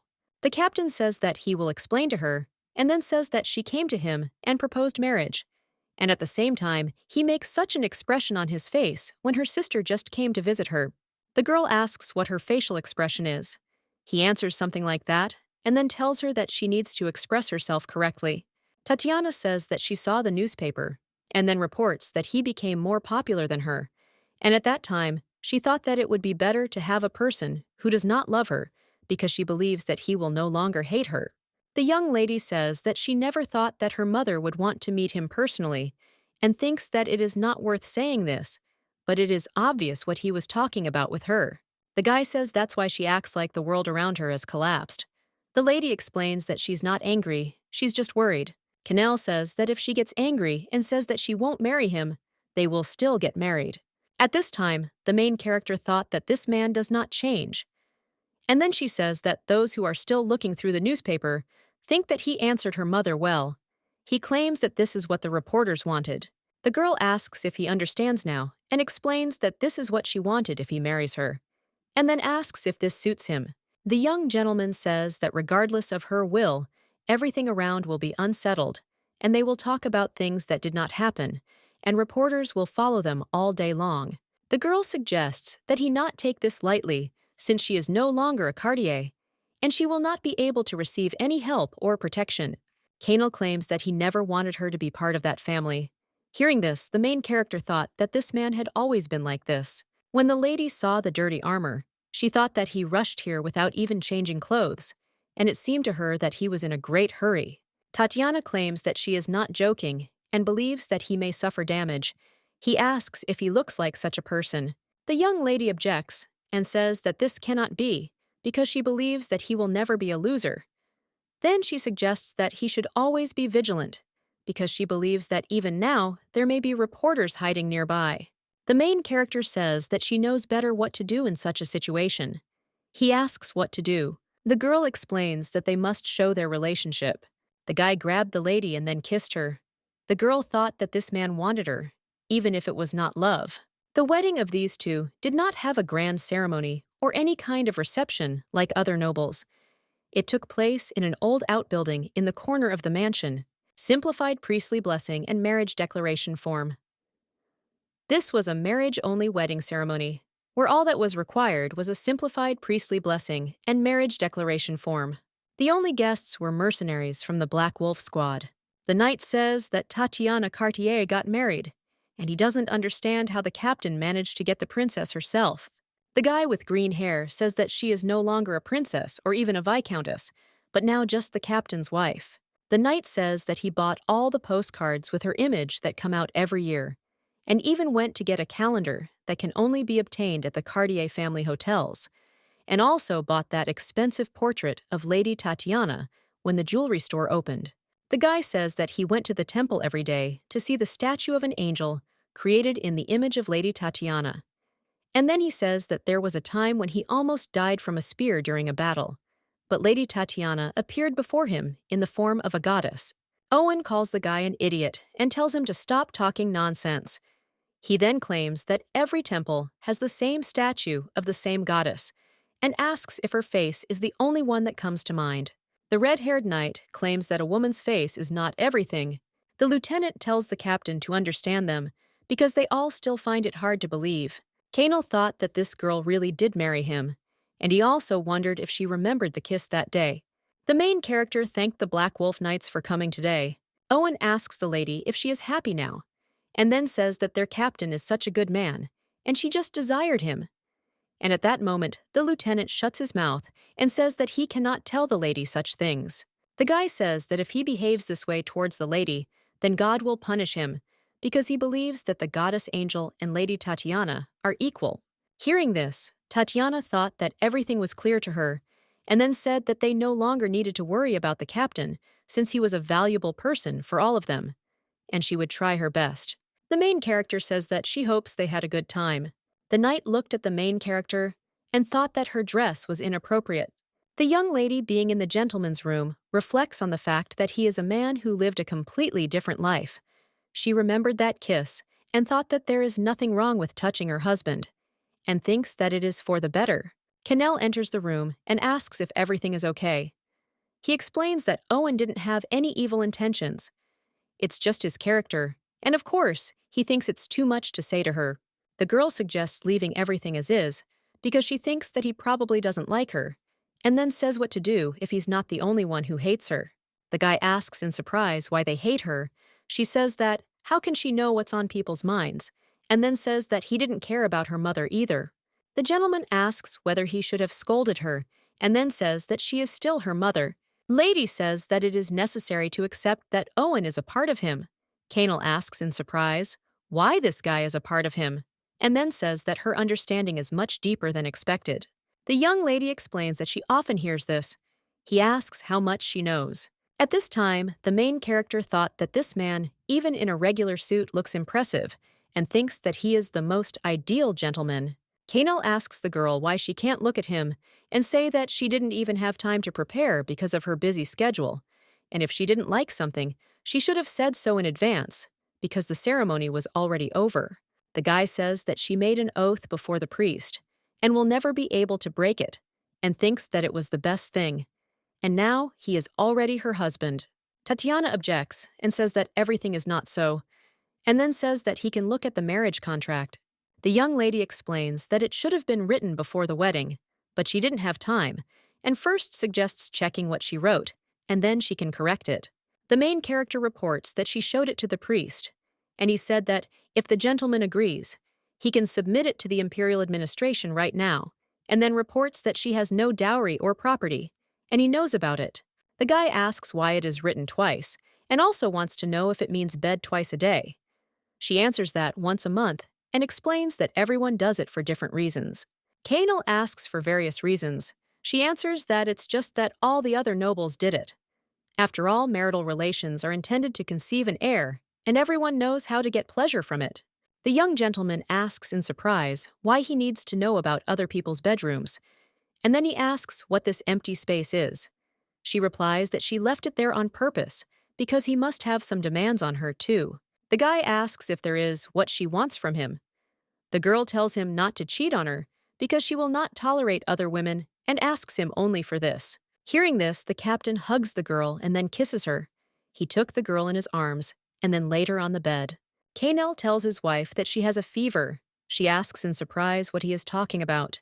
The young gentleman asks if she herself knows the state of her body. The lady replies that it just seems that way to him, and that it is a little hot in the room. A guy kisses a girl and then suggests that she first take a rest. She asks how, so he says that he doesn't know where she heard all this, but he's not such a beast. Tatiana tells her husband that she will not subtract today from those 2 times and will gladly allow him to do everything even without her permission. Canel says it's a very generous decision, and it's as if Cartier wasn't there. At this time in the Duchy of Atlas, Alexei screams and asks his aunt if they are married yet, and says that he does not understand how this impudent girl got married. The Empress asks if everyone at Lebrun knew about it, and then says that she thought that, among all of them, this girl was the quietest, but who would have thought that she would beat her mother, because she believes that blood does not lie. The Duke says that his head is spinning, and who would have thought that this girl would take revenge on him? He only thinks that she has gone out of her mind and committed such a stupidity. Her Majesty asks if they had a romantic relationship before. At this time, the guy thought that they did not, and the Black Wolf had already been disgraced unilaterally. Alexei wonders what people will think now, and how he, the head of the Duchy of Atlas, is worse than an illegitimate child. The Empress claims that everything will soon calm down, and then asks why he is so worried. He says that he thinks that his aunt would not be able to relax so much in his place. The woman wonders if the illegitimate child became a hero of the empire after he saved the prince, and says that now he has come to the crown prince. The Empress thought that she already had a lot of problems, because earlier he returned earlier, and the Black Wolf was guarding him. She would rather he died quietly on the battlefield. Rainier found himself on the battlefield as a teenager. The crown prince's maternal line was insignificant, so it was easy for the Atlas Duchy to create such an atmosphere and send him to the battlefield. The crown prince, who was too decisive, took part in most wars.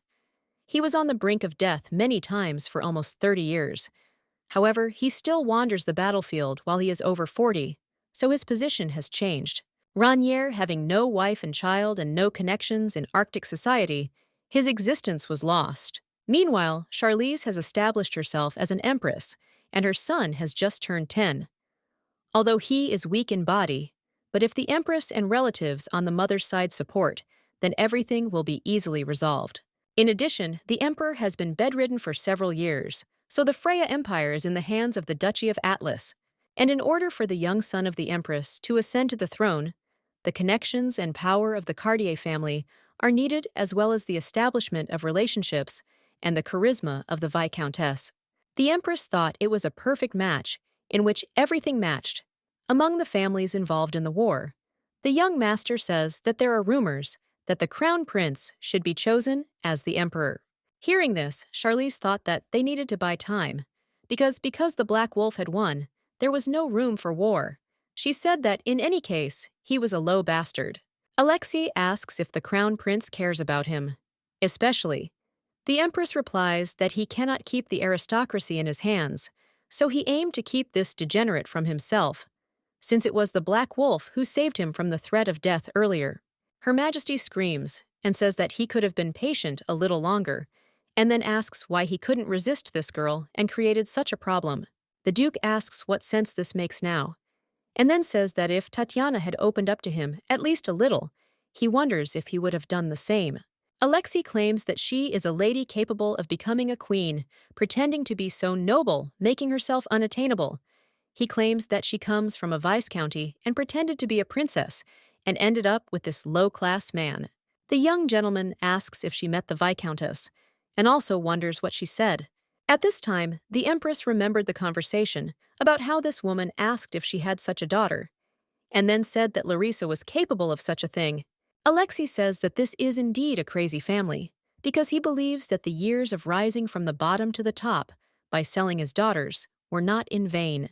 Her Majesty thinks that Larissa Lorraine de Cartier is a woman who is ready to despise her daughter or to delay if it will harm her, and then asks whether she should call her clever, because she thinks that she acts quite cleverly. The young gentleman asks what to do.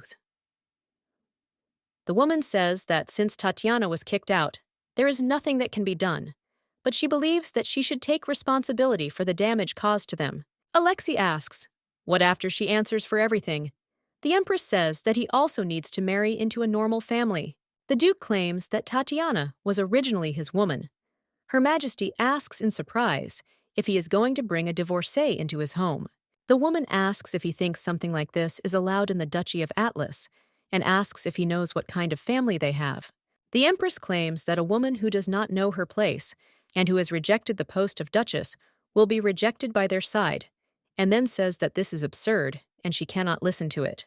Her Majesty claims that he must marry a girl from a family that is incomparable to the Viscountcy Cartier, and which has a deep history. Outside of LeBron Black, Wolf mercenaries fought the beasts.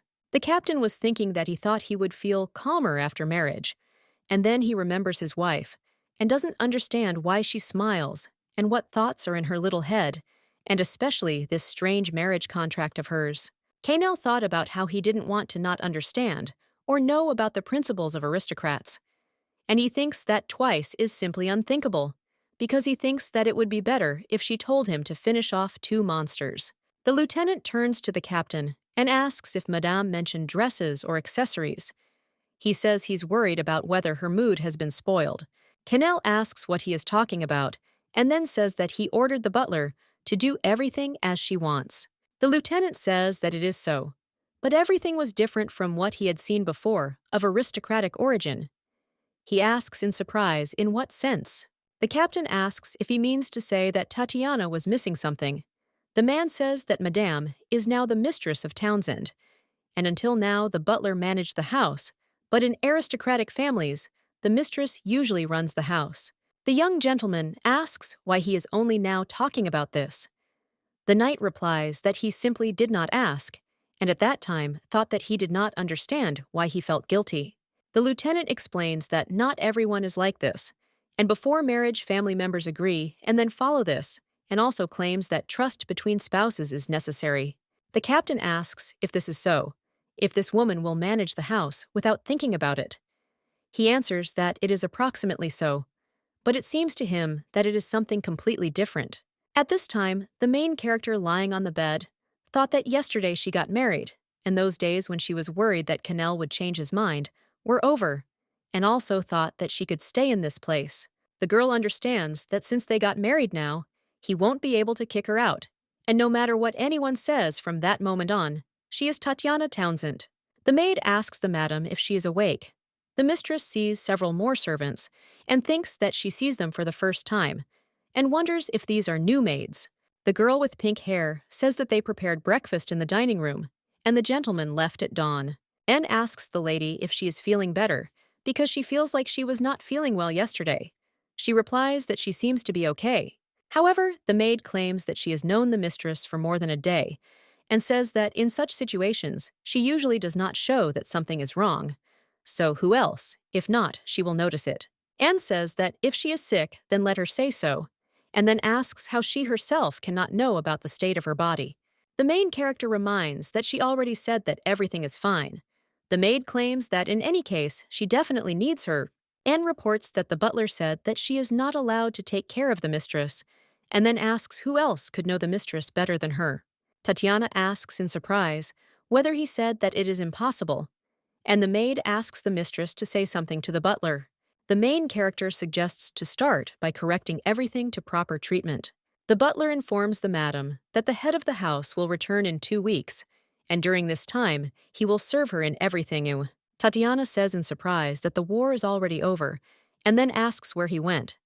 He replies that thanks to the master, the animals do less damage to LeBron. Hearing this, the girl thought that she didn't know much about this person, and then said that it meant that he was often absent. The man explains that he is a very busy person due to his participation in battles, and also in the period when there is no war. He spends most of his time with a squad of mercenaries. The butler says that the lady liked this tea last time, and that is why he specially prepared it today. The man says that this is another kind of black tea from the teak region and asks if it was to his taste. The lady says that she thinks that it is very difficult to find teak tea. He claims that of course it is his work, and he bought it from the most famous store in Lebrun, and therefore he thinks that the quality can be trusted. The main character asks if he is talking about Loic. He says that Madame said correctly.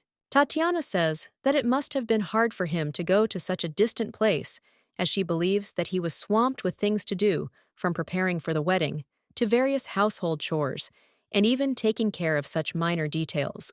The butler asks what she is saying and then says that this is all something he should take care of. He also tells the madame that she does not have to worry about anything and feels comfortable. The young lady thanks him for his concern, and at this time N speaks to the mistress, but the mistress says that she needs to go and do her duties. Tatiana offers to understand her, since the maid has been with her for a long time. The butler says that it is nothing to worry about. Madame reports that many new things have been brought and they need to be sorted out, and therefore she entrusts this to Anne, since even in the Cartier house, this was her duty. The main character says that here or somewhere, if things are brought, then she trusts her with the responsibility of organizing them, and then asks if that is not the case. At this time, the maid understood what Madame wanted, and then said that she listened and obeyed and left. The butler looked at the woman in surprise. She said that she was glad that he was doing such a good job with the housework, and then said that she was ashamed to say it, but she knew nothing about housework. The man tells her not to worry, because he will do everything. The lady asks if he himself prepares the captain's clothes. The butler replies that the captain's clothes, like those of the hero of Freya's empire, are sewn for him by a city tailor, and speaking about this mansion as a manager, he puts his whole soul into it. A few days later, the main character saw many boxes and Black Wolf Knights. The lieutenant explains that the captain sent it, and said to tell Madame that it was all for her. Owen screams and says that the gentleman said that now the lady is responsible for this. At this time, the girl thought about whether he hadn't gone to catch animals, and suggested that they first move everything to the room with the dresses in her bedroom. Tatiana reports that she doesn't know what he sent, but she believes that she should personally figure out what she needs to keep and what she needs to throw away. Hearing this, the guy with red hair asks in surprise who she thinks their captain is. The butler says that he will help, but the guy objects and says that he should not touch her, since the madam is responsible for all this, and they will drag it all themselves. The main character thought about what she had learned about the Townsend house over the past few days, that firstly, compared to the scale, everything inside was empty. Secondly, for those who live there, the environment is very cozy, and thirdly, it is very rich. The maid, surprised, tells the mistress that this is all treasure, but the lady tells her to be quiet because no one can hear. N says that if she sits only in the room, then everyone will think it's weird, lady objects, and says that up until now she's been pretending not to care, so she suggests not to worry. The main character understands that she learned that in the Townsend house, it is that Cannel is incredibly rich, and she understands that he is richer than all her sisters, the illegitimate son of the Marquis of Targa Freya's war hero, and now her husband. And that's all she knows. The girl thought that she really knew little about this man. Tatiana wonders what he was doing while she was peacefully sleeping in the Viscounty. However, she understands that she cannot claim that she did not know this. The young lady understands that in the short time that she spent with this man, talking and holding hands, spending the night with him, it is difficult to call them an ideal married couple. The main character thinks that he speaks little, but always answers and never says no, and also never forced her to do what she doesn't want, and never did what she didn't like. The girl became interested in whether she could be like this with this man, and fall fast asleep with him. The maid tells Madame that the chief has returned. Hearing this, she went out to meet him. The captain tells the knights to first feed the horses and have a good rest. Seeing her husband, the main character, turn to him, he asked in surprise where she was going when she once went out at such an hour. The young gentleman looked at his dirty hands and said that it was not his red liquid, and there were more monsters than he thought. Tatiana grabs his hand and asks if this is a problem now. The young lady shows the boxes and asks what it is. Then she says that he sent it to her without any explanation, and then asks what he ordered her to do with it. The young gentleman asks in surprise if this is not enough, and at this time, she does not understand what they are talking about at all. Canel claims that she could have just told him about it, and then says that there was no need to vent her anger, because he already understands everything. The young gentleman grabs his wife by the waist and then asks if she's hungry, and also wonders why she's so thin.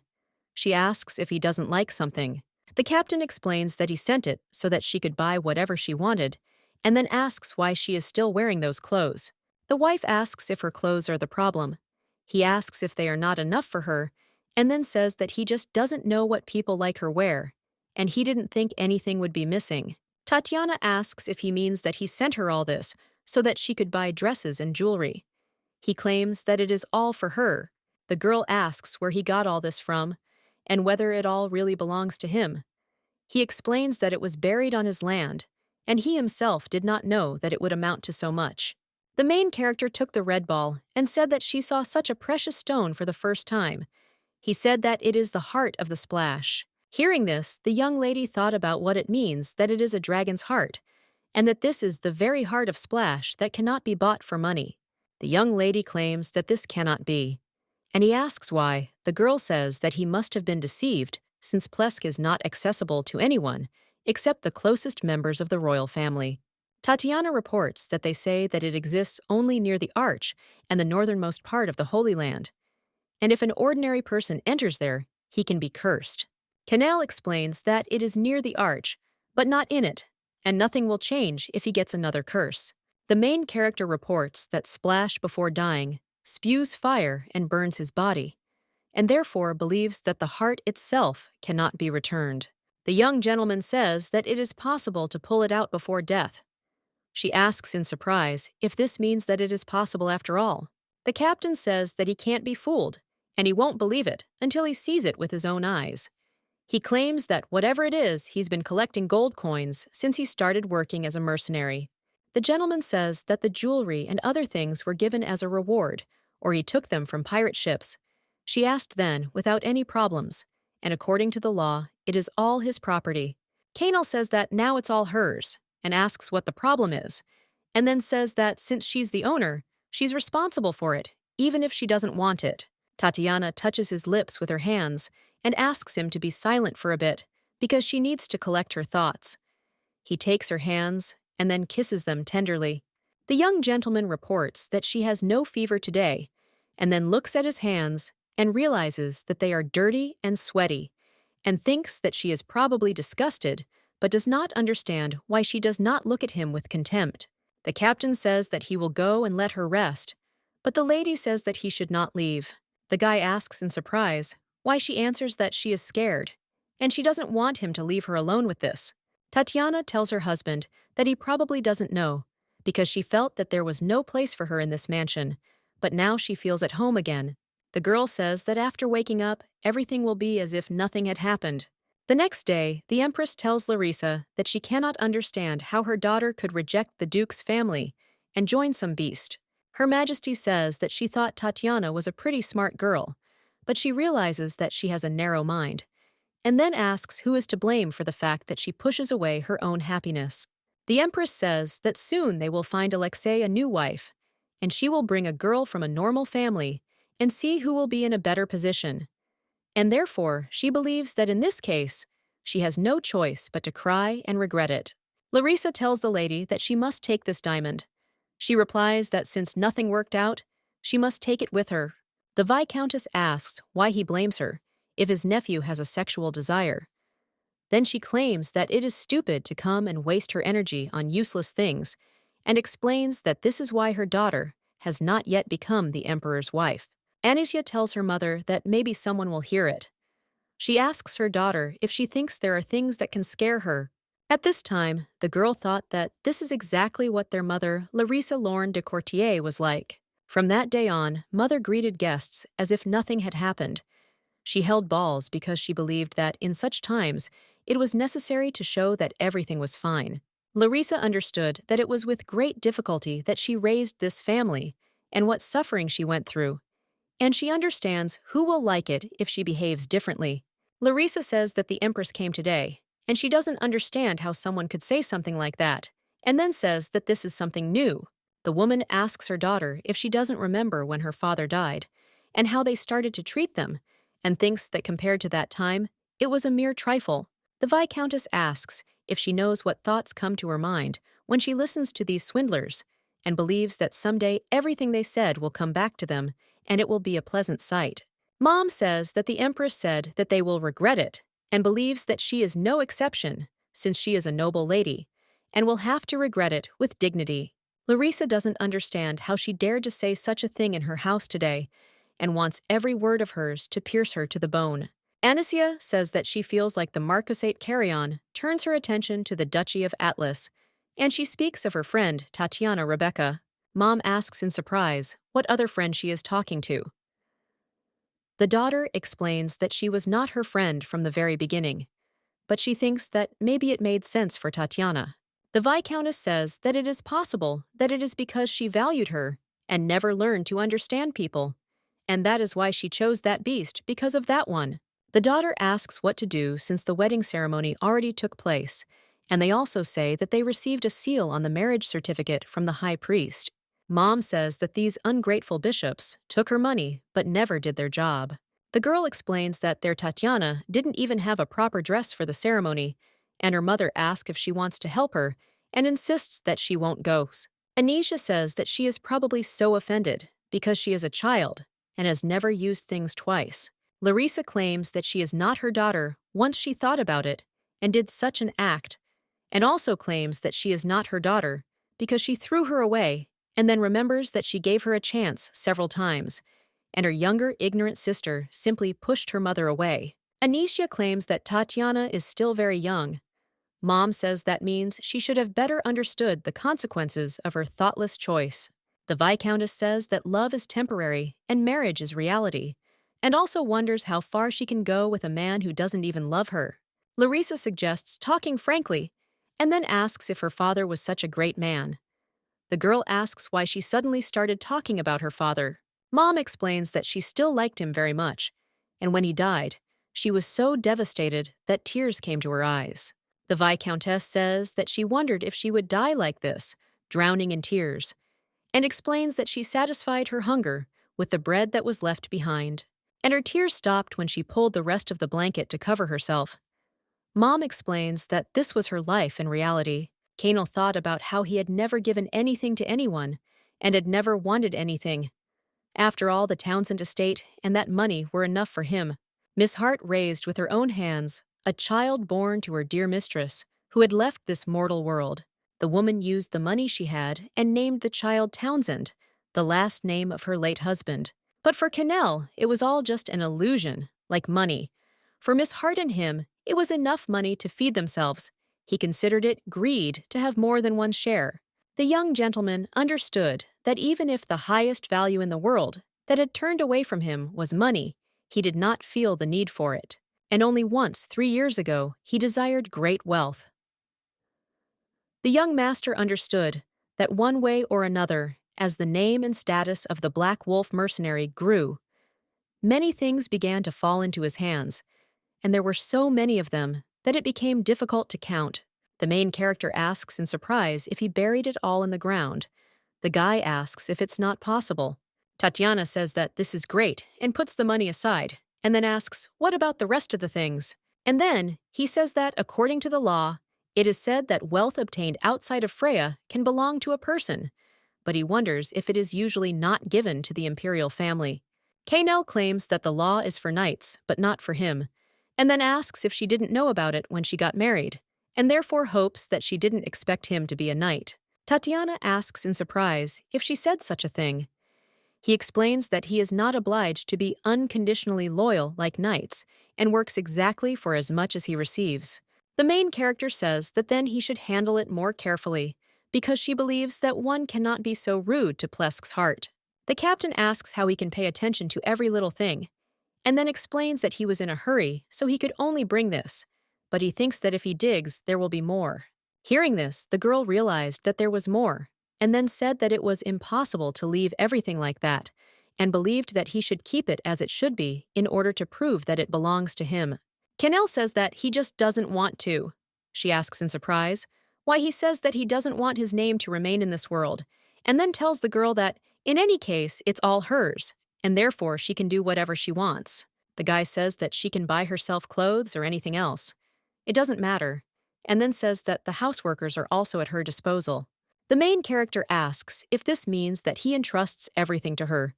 The young gentleman claims that this is now her home. Tatiana agrees with him and says that she will be responsible for him, and wherever she uses it, let him watch so that he doesn't regret it later. The young gentleman explains that, as he said earlier, these things do not matter to him because in any case, he did not intend to leave his name or mark on this world. The girl asks her husband if he even remembers her name. He says her name. She asks if he is going to escape responsibility, even though he has already left his name.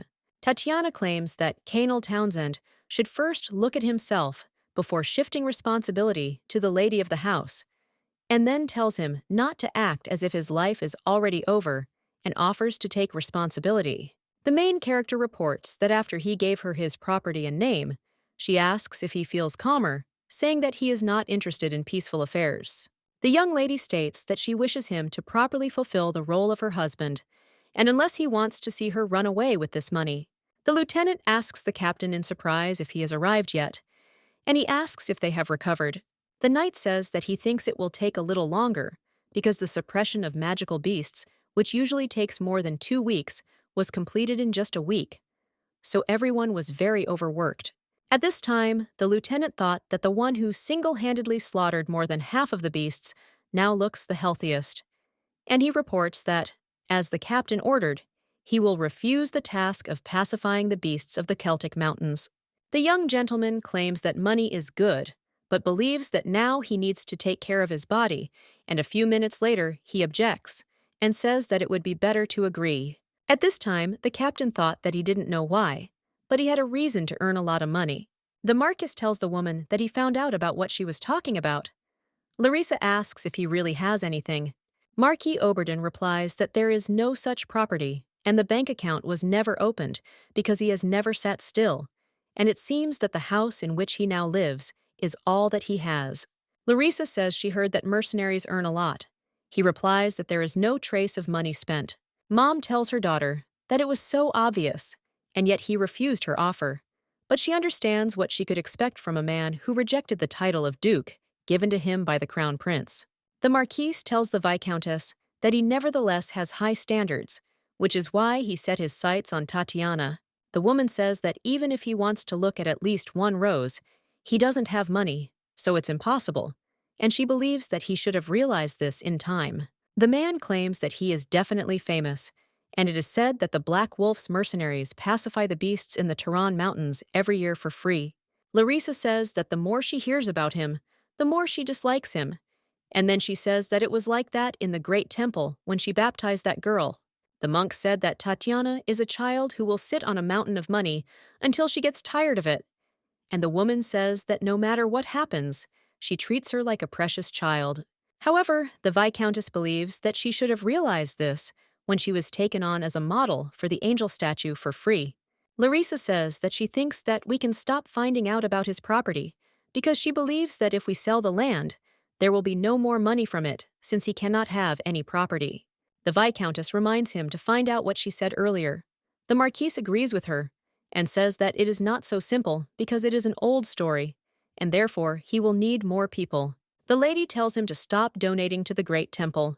The Marquis embraces his wife and asks if she is okay.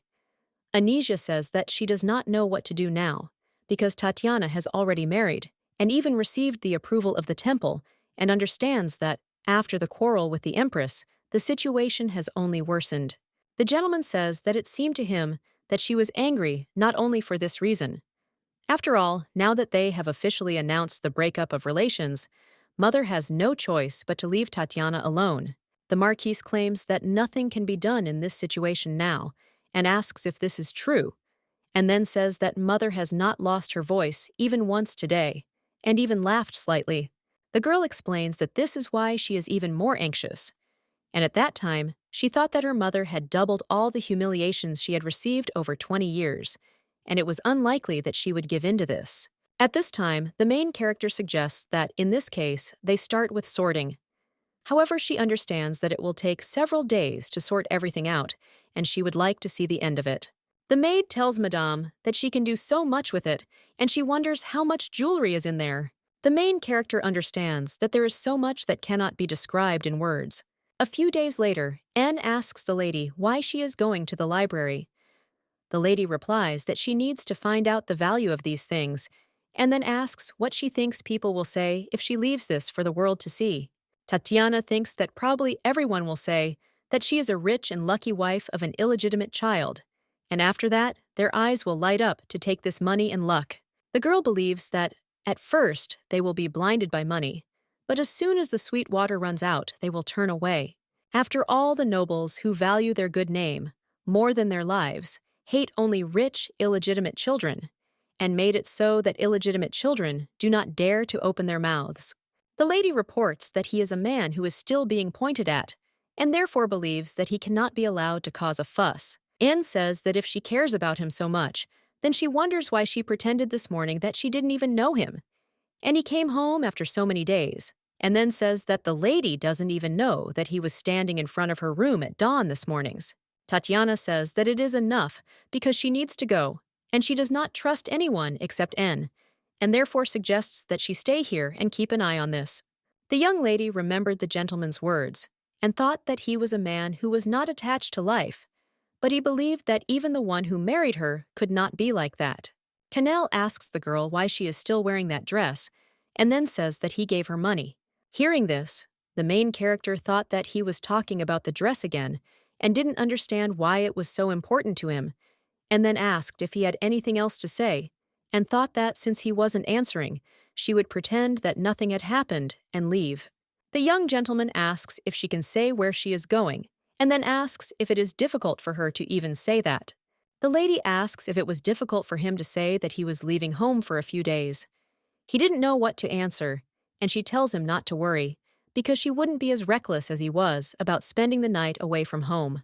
The girl claims that she will not do something as ignorant as this, and then turns around and walks away. At this time, the captain does not understand why she is angry at all and what upset her so much, and believes that it is still difficult for him to understand this woman. When the main character came to the central library, she was met with surprised glances from the aristocrats. The young lady reads that the Plesk clan of fire-breathing dragons is located at the northernmost point of the continent, and this place is next to the Holy Land of Ark.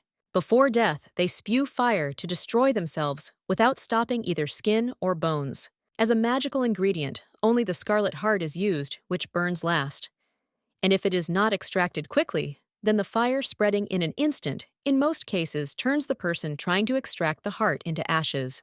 Tatiana understands that he is engaged in such dangerous affairs, and read that the exact price of the heart of the Plesk cannot be determined because it has never been presented on the market in its entirety. About 23 years ago, the last piece of the heart of the Splash was sold at Lebrun's auction with a price of 10 million gold per gram. The young lady thought that he was definitely crazy because he thought that this man should know how many lives he has, and also thought that maybe he just wasn't afraid of death. The main character does not understand why she is so angry, because 3 years ago, that man did not hesitate at all before entering the battle, and since he is a war hero, he has not changed at all now, and therefore he leaves without saying a word. Tatiana understands that he then comes back a few days later and asks why she is angry, and she wonders if there is something that this man desires with all his heart. The young lady believes that the dragon's heart deserves more than just buying him some dresses, and thought that she would show him how to go shopping properly. The saleswoman meets the lady and greets her, and then asks if she will tell her what style of dress she is looking for. The main character thought that she hadn't been there for a long time, and then pointed to the dress that she liked. The saleswoman apologized and said that it was difficult for her to sell her the dress. The girl asks why the woman doesn't know what to answer, and Tatiana asks if the woman said that if she sells her the dress, she will raise her store to the ground. And when the lady left the store, she thought that she had not foreseen this, and believed that if Mother could bribe a government agency, then a clothing store was worth nothing to her. Tatiana says that if this is the reason, then she understands, and the woman apologizes and explains that in the end, this dress was chosen by another customer.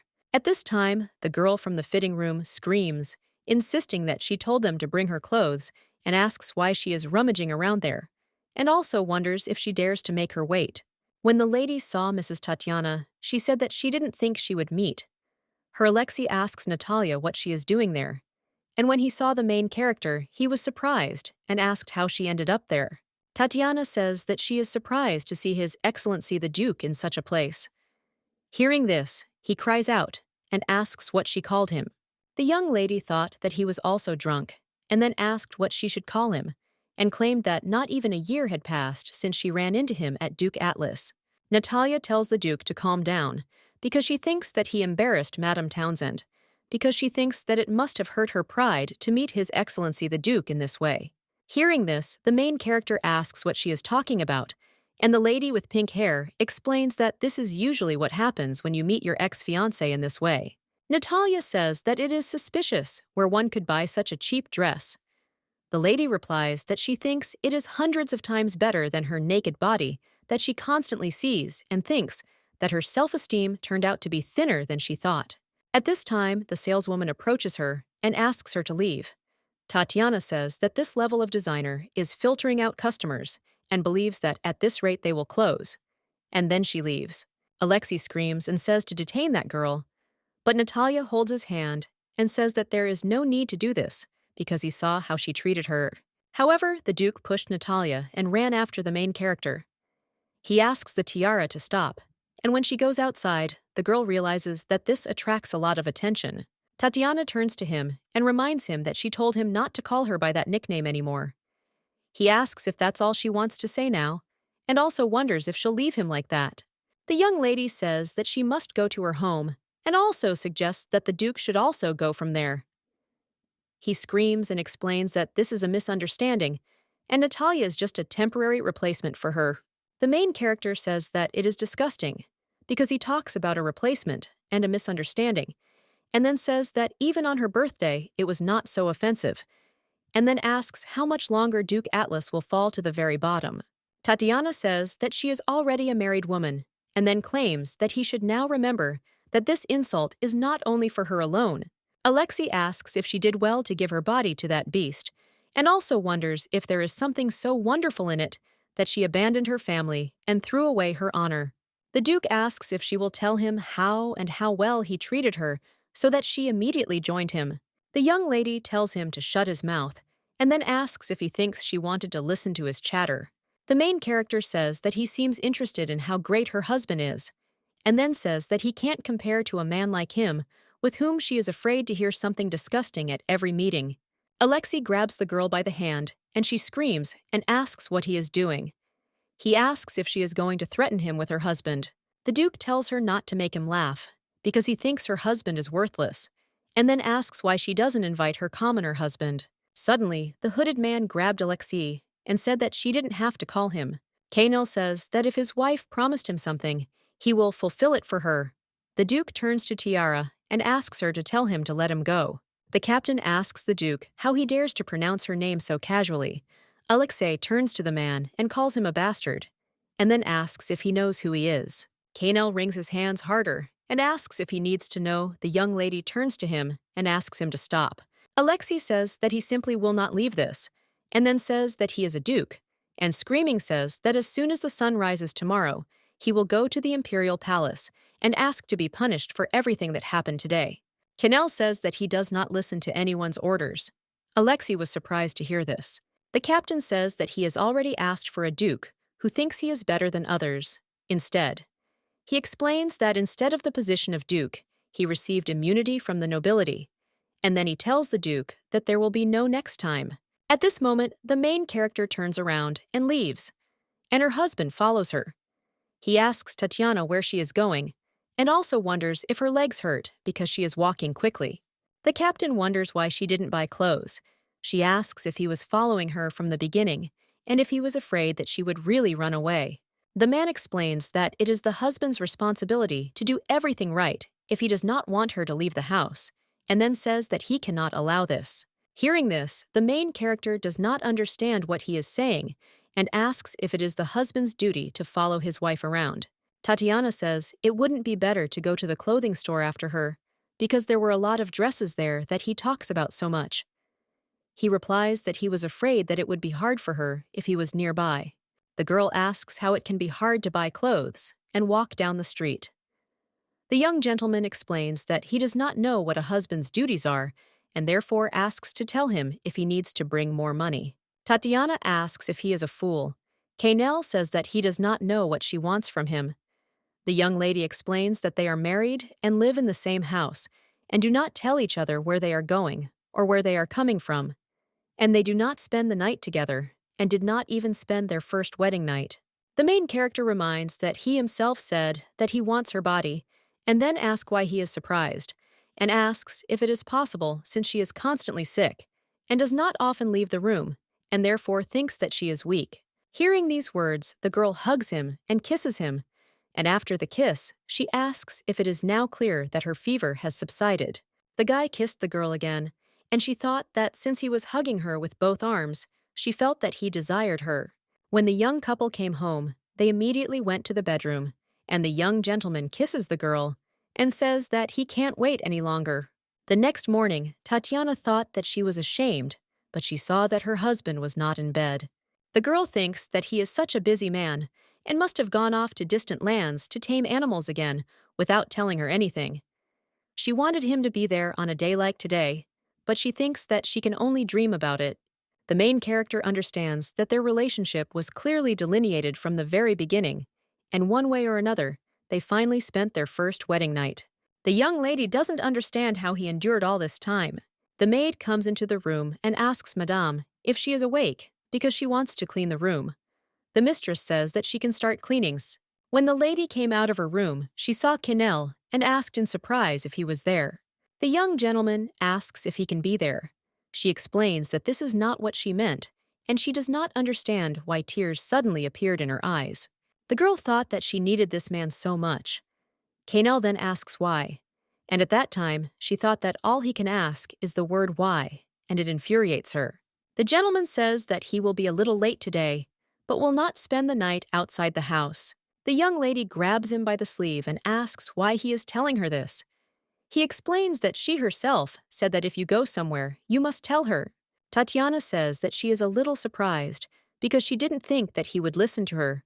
She asks him to wait. Quenelle claims that she has reasons, and if she will properly perform the duties of the housewife, then he should also properly perform the duties of a husband. The main character asks if they will have breakfast together. She explains that she hasn't eaten yet and thinks that maybe he hasn't either, and then says that eating together is the duty of a husband and wife. The lady says that if he doesn't want to, he doesn't have to. However, he agreed. Sitting at the table, the girl thought that he had perfect manners, even though he was not a nobleman. The young gentleman explains that this is strange to him because he is not used to this and knows that in her eyes he looks inferior. Hearing this, Tatiana objects and explains that this is not so because she believes that he is doing everything right, and then claims that for his body type, he should eat so much. The captain explains that he simply doesn't even know when he will be able to eat again. Hearing this, the girl was surprised, and he says that there is nothing special about it, since it has always been like this. The lady says that he needs to eat well, to gain strength, and she should start doing everything more actively. The young gentleman asks her in surprise what she is talking about. The main character explains that she is talking about the duties of the mistress of the house, since he has delegated all powers to her, and therefore believes that from now on, a lot needs to be done.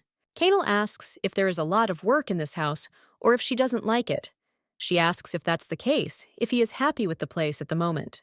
The captain says he thinks they'll have to go back to town because she didn't even buy any dresses or jewelry yesterday. She asks if he thinks the lady of the house has nothing better to do. The young gentleman wonders what else is there then. And at that time, she thought that she understood very well what image of a noble mistress of the house this man imagines in his head. Quenelle claims that she cannot personally do household chores because she believes that the butler and servants should do this. Hearing this, Tatiana does not understand what she should do. He suggests thinking about things that are really necessary while she rests. The girl says that she will ask if he is against her doing something in this house. He claims that he did, and she suggests that he just quietly watch. The girl says that the servants pretend that they know nothing even when they see that the master and his wife are standing in the same place. The butler says he didn't know they were there and apologizes for being late. The lady says it's okay because she thinks he must have been busy. The man explains that new curtains were hung on the second floor, and since this fabric was brought from Lois, it is ideal for sheltering from the midday sun. He believes that Madame will definitely like it. The lady asks if she can have the tea made like last time, and when Tatiana drank tea, she thought about what she knew. The butler turned to her and said that if she needed anything else, let her say so. The main character says that she is glad that the butler is here, but she is only angry at this world that deceives such a devoted person. The lady reminds him that he said that the tea leaves were bought by him personally from a Brahmin's shop and asks if this is true. The man says that this is tea grown in teak, But the lady claims that this cannot be, and explains that if the teak farm really did send such tea leaves, then it cannot be that the person responsible for this place was still alive. Cartier has teak plantations, and then asks if the teak land isn't too vast. The lady agrees with him and claims that all these lands belong to her mother, and therefore suggests that the Brahmin's shops should not make excuses because it belongs to her second sister. Upon hearing this, the man apologized and said that he thought he had made a mistake, and explained that once he was hired in Townsend, he had to take care of many things, and only this time he asked for generosity. She says that the second time will be difficult, and then asks if he made curtains from Lois fabric. Hearing this, the man thought that the documents were perfectly embellished and then said that the lady was right because they were brought from Port Tate. Butler says she can contact the port to check the shipping, and the export and import certificates are also saved so she can verify for herself. Tatiana says that this is strange because Louis does not supply textiles to other countries between December and March in accordance with national legislation. The young lady says that if you sell such a precious thing all year round, it will not be considered precious, and if new goods are brought in at this time, then one of two things: contraband or a person who is lying big time. Madame reports that over the past 15 days, she has seen enough of the furniture dishes and housekeeping, and she admits that he has made an effort in his own way. The butler says that the lady has misunderstood everything. Hearing this, the young gentleman stood up, but the girl gave him a sign to calm down. Tatiana asks how he did it, so that only expensive things were mistaken for genuine, and then says that, if you think about it, that cup is genuine product Embroxen, and it's a great pattern to make it. The lady claims that this is the same Embroxen that will never break, and then she throws a crumb on the floor and it breaks, and the tea stains her dress. The young lady says that it looks like this dress is not worth its price, and the brave butler shows her a fake receipt with a large amount of money. The main character turns to N and asks him to bring it to her. She takes the documents and says that she will see how far he has spread his paws. The butler asks if she didn't care about it. Madame asks without sitting down if she would calmly let him look around there. Tatiana reports that he cheated them out of over 100 million gold.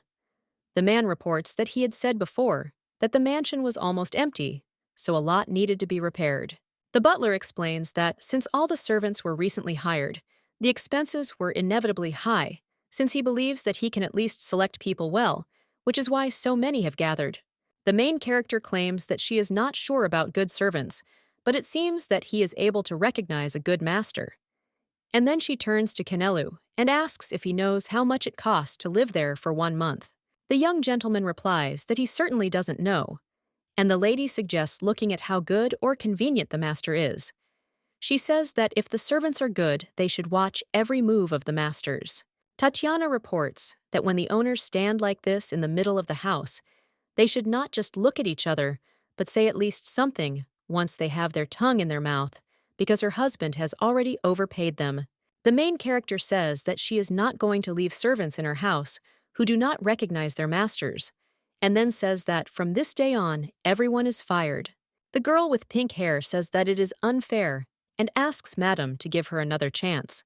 The lady tells her to ask her mother for a chance, and at that time she thought that this is her mother's character, because it cannot be that she would not introduce her eyes and ears into this house. Hearing this, the girl asks in surprise how she knows this. The lady replies that even if she remembered her preference, she is too well informed about them. Tatiana turns to the girl with blue hair, and she says anxiously that it is not her, since the mistress knows that she is only cleaning the bedroom. The main character says that she said it right, and then says that that's why she's telling everything she saw. And she says that they finally had a normal wedding night, and she checked it out personally, and everything was much hotter than it seemed. At this time, the young lady thought that if she had continued like this with Canel, the marriage would have been declared invalid, and she would have subjugated him to her will by any means necessary. Tatiana now just hopes that those spies will do their job well, and she will never fulfill her mother's will. The lady turns to the gentleman and says that she needs to go and buy some dresses, because as he sees, she was a little busy. He asks if he will finish off the butler, and she wonders why such extremes. The main character says that there is still something that needs to be settled, and therefore suggests leaving the butler alone, since she believes that there are mercenaries anyway, and therefore he will not be able to escape. Tatiana turns to her husband and says that she wanted to tell him something. He asks in surprise, "What is the matter and what is the problem?"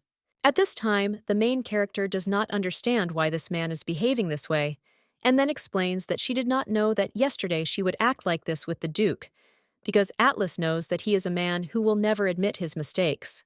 The young gentleman asks if this is all. Having heard this, the girl was surprised, and he does not understand why he should listen about another man, and turns around and leaves. The young lady followed him and said that she was glad that he had received such powers from His Highness the Crown Prince. He thought that now he could receive them. The girl heard the knight calling the captain. She tells him to go because Owen is waiting for him there, and quite a lot of time has passed since his arrival. Canel asks his wife what she will do after she kicks him out. She looks at her husband in surprise, and he says that if she leaves, then only she will remain in this house. The main character says that she can stay alone because she has N with her. He objects and says that there is no one to help her except the maid. And the lady claims that they were not there from the very beginning, and says that, first of all, she will choose a new butler. The young gentleman asks what kind of person she is looking for. She answers that someone who will sincerely dedicate his body and soul to this house, but she assumes that he may be a little quick at work, but strong-willed and unwavering in the face of money. The young lady says that it would be better if he was quick in calculations and able to influence his subordinates. And she also thinks that it would be good if he was strong if possible, since there are many things to do. Canel asks if that's enough. She says it's not easy to hire a new person, and she'll tread carefully for the sake of her schedule and plans. The husband asks what kind of daily routine she is talking about, and also asks if she has one. Tatiana says that he should go to work already. At this time, Owen opens the door and screams, asking the captain if he has really finished his breakfast and why he is not coming out, and then says that Gerald is urgently looking for him. The young gentleman says that there is one suitable frame. Hearing this, the knight asks in surprise what he is talking about.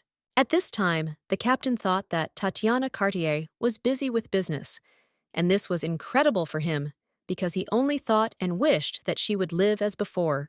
Canel always thought that it was better for her to be confident as a luxurious and arrogant queen, and he did not know what the role of a hostess was, and he did not want his wife to dry up next to him like dying plants. The guy understands that she is different from his expectations, and even if she is different, he wonders if it is too much. He thinks that she is much more arrogant than he remembers, but at the same time, she is a sincere and smiling woman, and he thought that today they can have dinner together. The man understands that if he doesn't keep his promise, she will get angry again. The lieutenant asks the captain if he has arrived, and the master asks what happened. Gerald explains that he sent a knight to meet him, but he is nowhere to be seen. The gentleman says that there is no point in looking for him, because now he will not come there, and from now on he works in another place. Hearing this, the lieutenant thought that the bastard continued to babble nasty things with his tongue, and therefore thought that the captain had finally gotten rid of him. And he did not understand where he got such a hot temperament from, and thought that he must have been hired because he had the qualities of a captain. Gerald asks if he said where he was going, and then says that he wants to see him. The captain objects and says no, and then says that if he suddenly comes back, he should kill him right there. The lieutenant heard this and was surprised, and even a little scared, and the captain asked why he was looking for him. He said that the gentleman had a guest. His Highness Crown Prince Rainier says he came unannounced. Rainier's mother died soon after his birth, and his father, the Emperor, did not live to see his son reach adulthood. Despite his precarious position, he wanted to diligently fulfill his duties as Crown Prince. From a young age, the boy had been on the battlefield and had been on death's door several times. At that time, the lieutenant thought about what might have happened if their captain had not gone to Katmine a few years ago and saved him. And Gerald believes that he has a good relationship, and it's all because they both were on the battlefield from a young age. The captain asks the prince what brought him here. He replies that the master did not meet him. His Majesty says that he has not changed, and then asks if the wedding went well. He replies that everything is as he wanted. The prince says he doesn't know how to express his congratulations, because he himself has never been married, and then asks if she is a noble lady. The man replies that it looks like it. Rainier says that there are rumors that she is also a beauty, and then says that if he had known, he would have prepared a gift in advance. Hearing this, the lieutenant thought that if it were someone else in his place, he would have long ago received the title granted by His Highness. Since he believes that the Crown Prince himself is extending his hand, it would be problematic to suddenly refuse him. Gerald thinks that he acts as if he doesn't care, and doesn't understand what the hell possessed the captain to jump into the arms of death to save the Crown Prince. Canel asks His Highness if he can ask him for a favor. The prince says he will do everything in his power and let him just say the word. And the captain asks to give him immunity from the nobility. Hearing this, prince thought that he is not asking to make him a nobleman, but instead, on the contrary, asks to fence him off from them.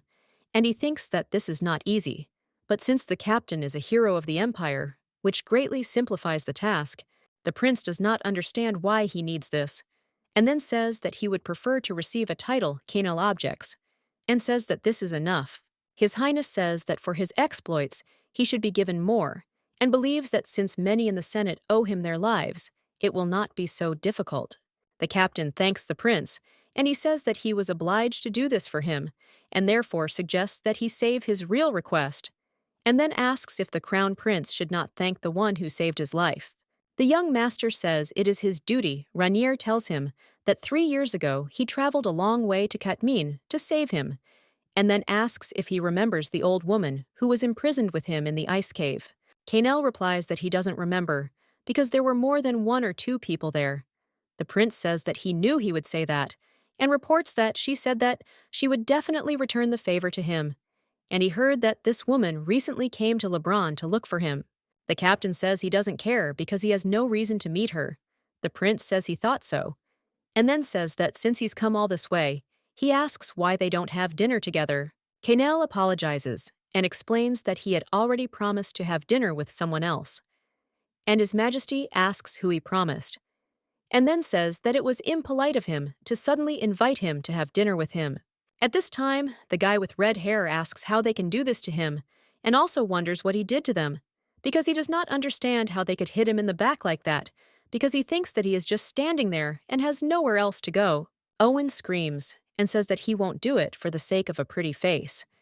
And the main character says that she will agree with him and explains that she says this when she doesn't want to involve anyone. Tatiana says that she doesn't like it either, but since that's how it turned out, she asks why they shouldn't treat each other with respect. The guy looked at her in surprise, and she said that he could address her as Madam, and she would respond if he called her that. Owen screams and asks why he even has to be in that place, and also wonders if he did something wrong, and then states that he is not the person who deserves to be there. The guy reminds that the lady said that she doesn't like him, and suggests simply telling the captain this, and sending him back to the mercenaries. The main character asks why she does this. Hearing this, the guy was surprised, and he became curious about what the witch was saying. Tatiana says that she really likes Owen. He says in surprise that she herself said that she doesn't like him. And the lady says that she doesn't like the rude treatment and thinks that he is okay with his butler skills, especially in this house. The lady says that at first she actually wondered why Canel did this, but after taking a closer look, she realized that he was strong and smart. The guy screams and asks if he is strong, because he carried a couple of boxes, and then says that it was actually quite hard.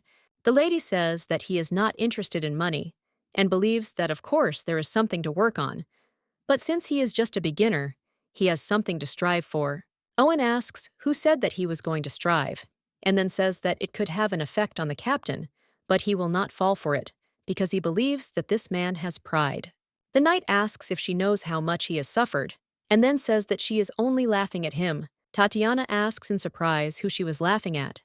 He says the captain, of course, and then he says that no one in the world has suffered as much as their captain, and believes that there is no human treatment. And he claims that he was never lazy in doing his hardest job. Owen says that Miss Hart must be just pretending that she didn't know about it, but he believes that he always followed through even when he was too tired to move. The main character asks who Miss Hart is. He explains that she is the nanny who took care of the captain and believes that he did not even tell Madame that. The knight says that it must have been hard for him if he wandered the battlefields where no proud aristocrat had ever set foot, and he thinks that ignorant people talk about the captain as a hero or even a god. After all, if they had been there for even a minute, they would not have talked like that. The guy says that the messengers are also gods, and then asks why only their captain is called that. He claims that this does not mean that he is omniscient and omnipotent like a god, but the fact that he is still alive is a miracle of God. Owen reports that their captain lived in such hell, not sparing his own life, and believes that if he had not been so determined, he would have died 100,000 times. And then he says that the nobles ignore this and trample him. Tatiana asks if he, a hero who returned from war, is being treated so badly again. The guy says, what difference does it make? How noble he was, what kind of family he is from, since he believes that their captain is suffering. But he doesn't understand why this woman looks so touched. Owen reports that all this money was earned with the blood and sweat of their captain, and there is not a single gold coin that he got for nothing, and then reports that, in any case, he is leaving. The lady asks where he is going. He replies that he is going to the mercenaries, and then says that he has already told them how hard it is for their captain. The main character claims that he must finish what she asked, and then reminds him that she asked him to put everything there and count it. The guy asks what the lady will do if he refuses, and then he says that he doesn't need the money, and it doesn't scare him. The lady asks her husband too. Then she says she thinks the guy is afraid of him. Owen claims it's a cheap trick, and then asks if she'll tell the captain. The knight says that it is clear from her eyes that she is not a very honest person, and she says that therefore it turns out that it will not be shameful to do so. At this time, the guy thought that this lady is a real witch's spawn. Owen agrees, and then explains that he is not doing this because he is afraid of the captain. The girl says that she knows and thinks that he is more afraid of not being near him, and then says that if he is rude to her, even once this fear will become reality. The guy asks the lady what she told him to do, and then explains that he didn't say he refused, because he just wanted to take a little break. Tatiana says that today is his first day, and therefore suggests that he have a good rest after work. Anne asks in surprise how he can be so rude, and the main character claims that at least Owen tells her everything to her face. The maid asks why she should listen to this. The lady explains because others will not say it the way her mother did. And then she says that, thanks to her mother, they lived well, and that is why she wants to honor her memory. The maid says that she is still happy because she was worried that she would just give up everything. And then she claims that she can't imagine how worried she was, and thinks that they arranged everything there quite well, because she thinks that the master was simply hiding his treasures and did nothing with them. Anne says that it's as if he has no desires.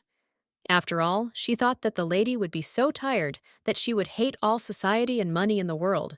The main character explains that thanks to this experience, she will be able to think clearly, and believes that the most reliable thing in the world is the gold in her hands. The maid asks why she kept silent all this time. She replies that it is necessary to use all its value wisely, so that not a single gold piece is wasted, since she understands that all these riches were obtained at the cost of her husband's life. Tatiana asks her husband if he is returned. At this time, the young gentleman thought that no matter what he said, this scoundrel would not listen to him anyway. Owen suddenly opened the door and tells the captain that he is very today, but the main character interrupts him and says that he helped well today, and asks the guy if it is true. He looked at the lady with confusion. Tatiana tells her husband that she wants to tell him something important, but the guy screams and says that he works as she told him, and then explains that he finished counting and put all the boxes away, and asks why she starts again. Owen tells Madame that she is in too much of a hurry, and then says that he has gone back to work.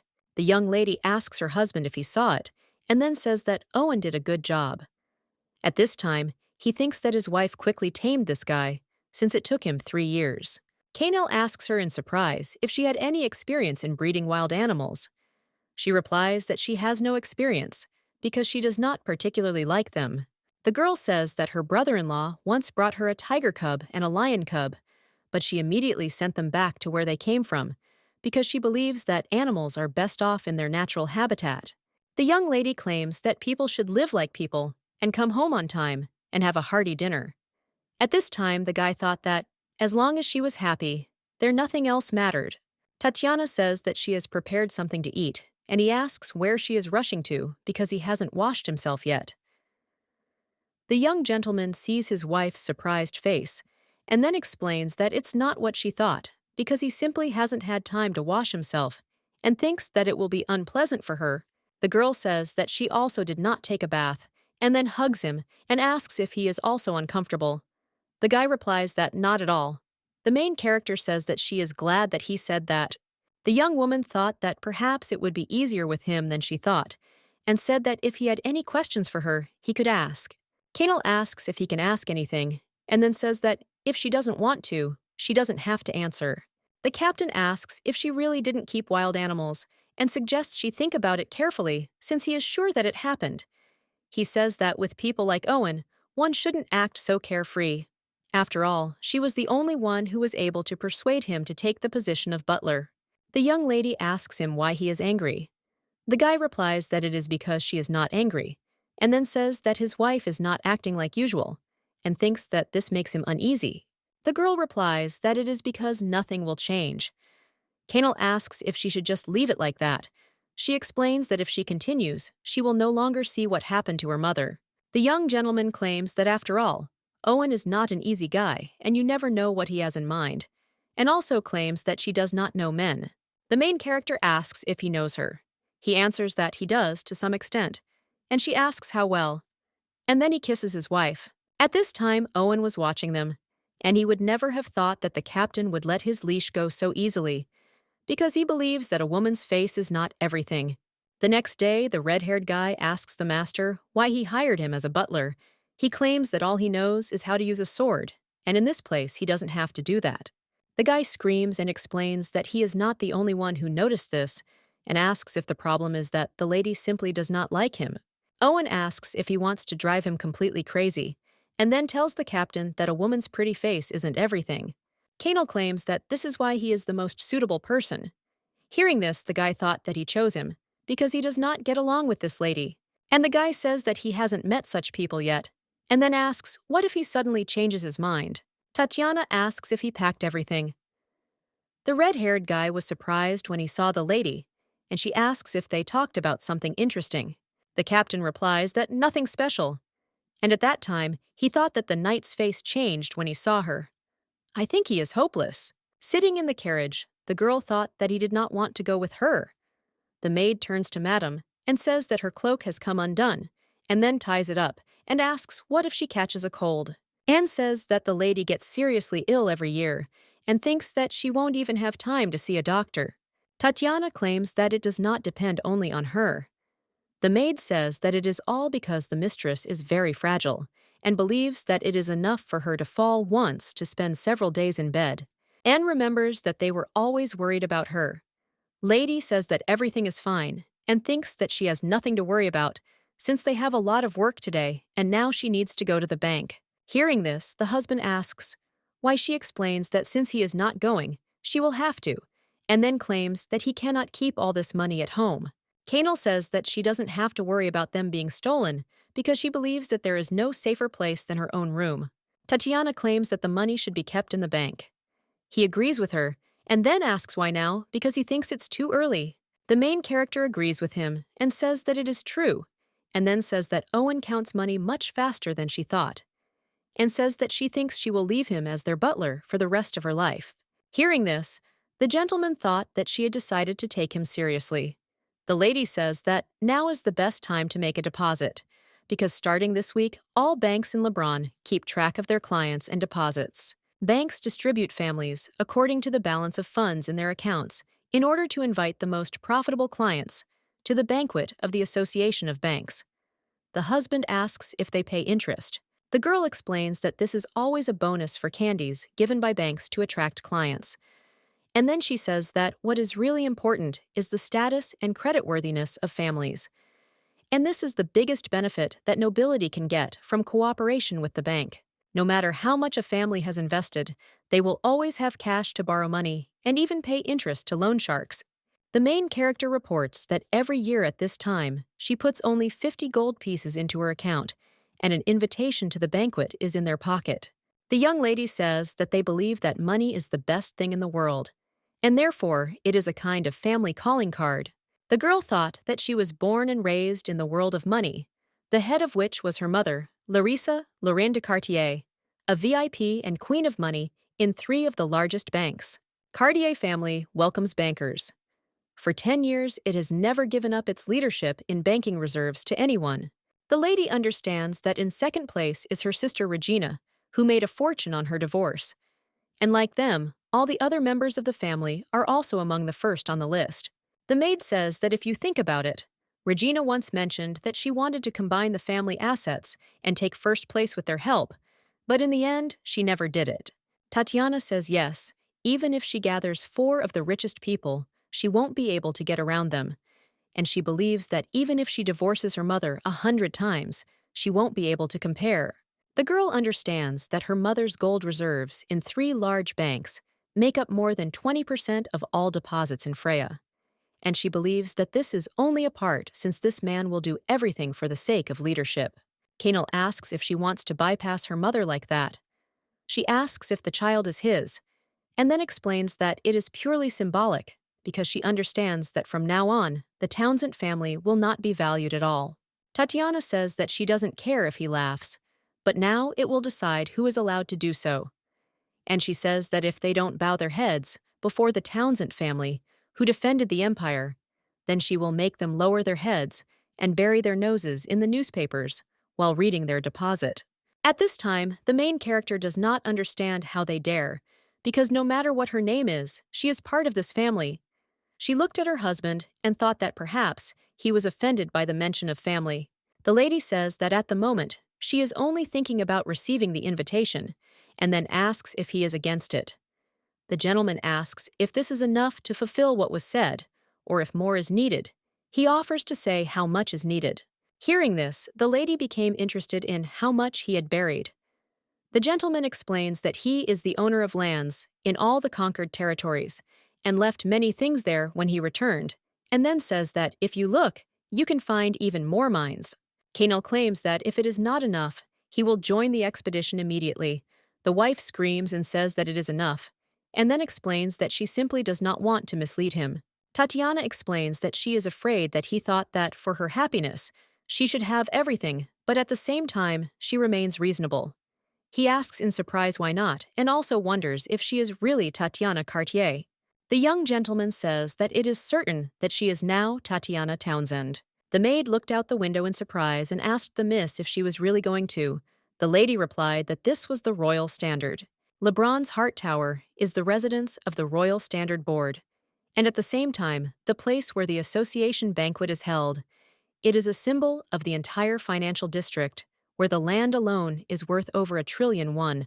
It is also known that Viscountess Cartier had her sights set on this place for a long time, but could not get it, and all because the owner of the building and part-time architect, the Marquis Loan, was not flexible on the price.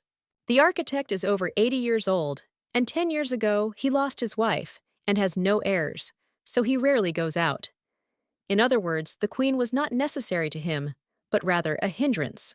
The last fossil of man in the capital was considered by Viscountess Cartier, like Empress Charlize, to be a simple game of vanity. The girl remembers that her mother asked how much longer this old man would be stubborn, because she thought it would be better to blow up this place than sell it to this upstart.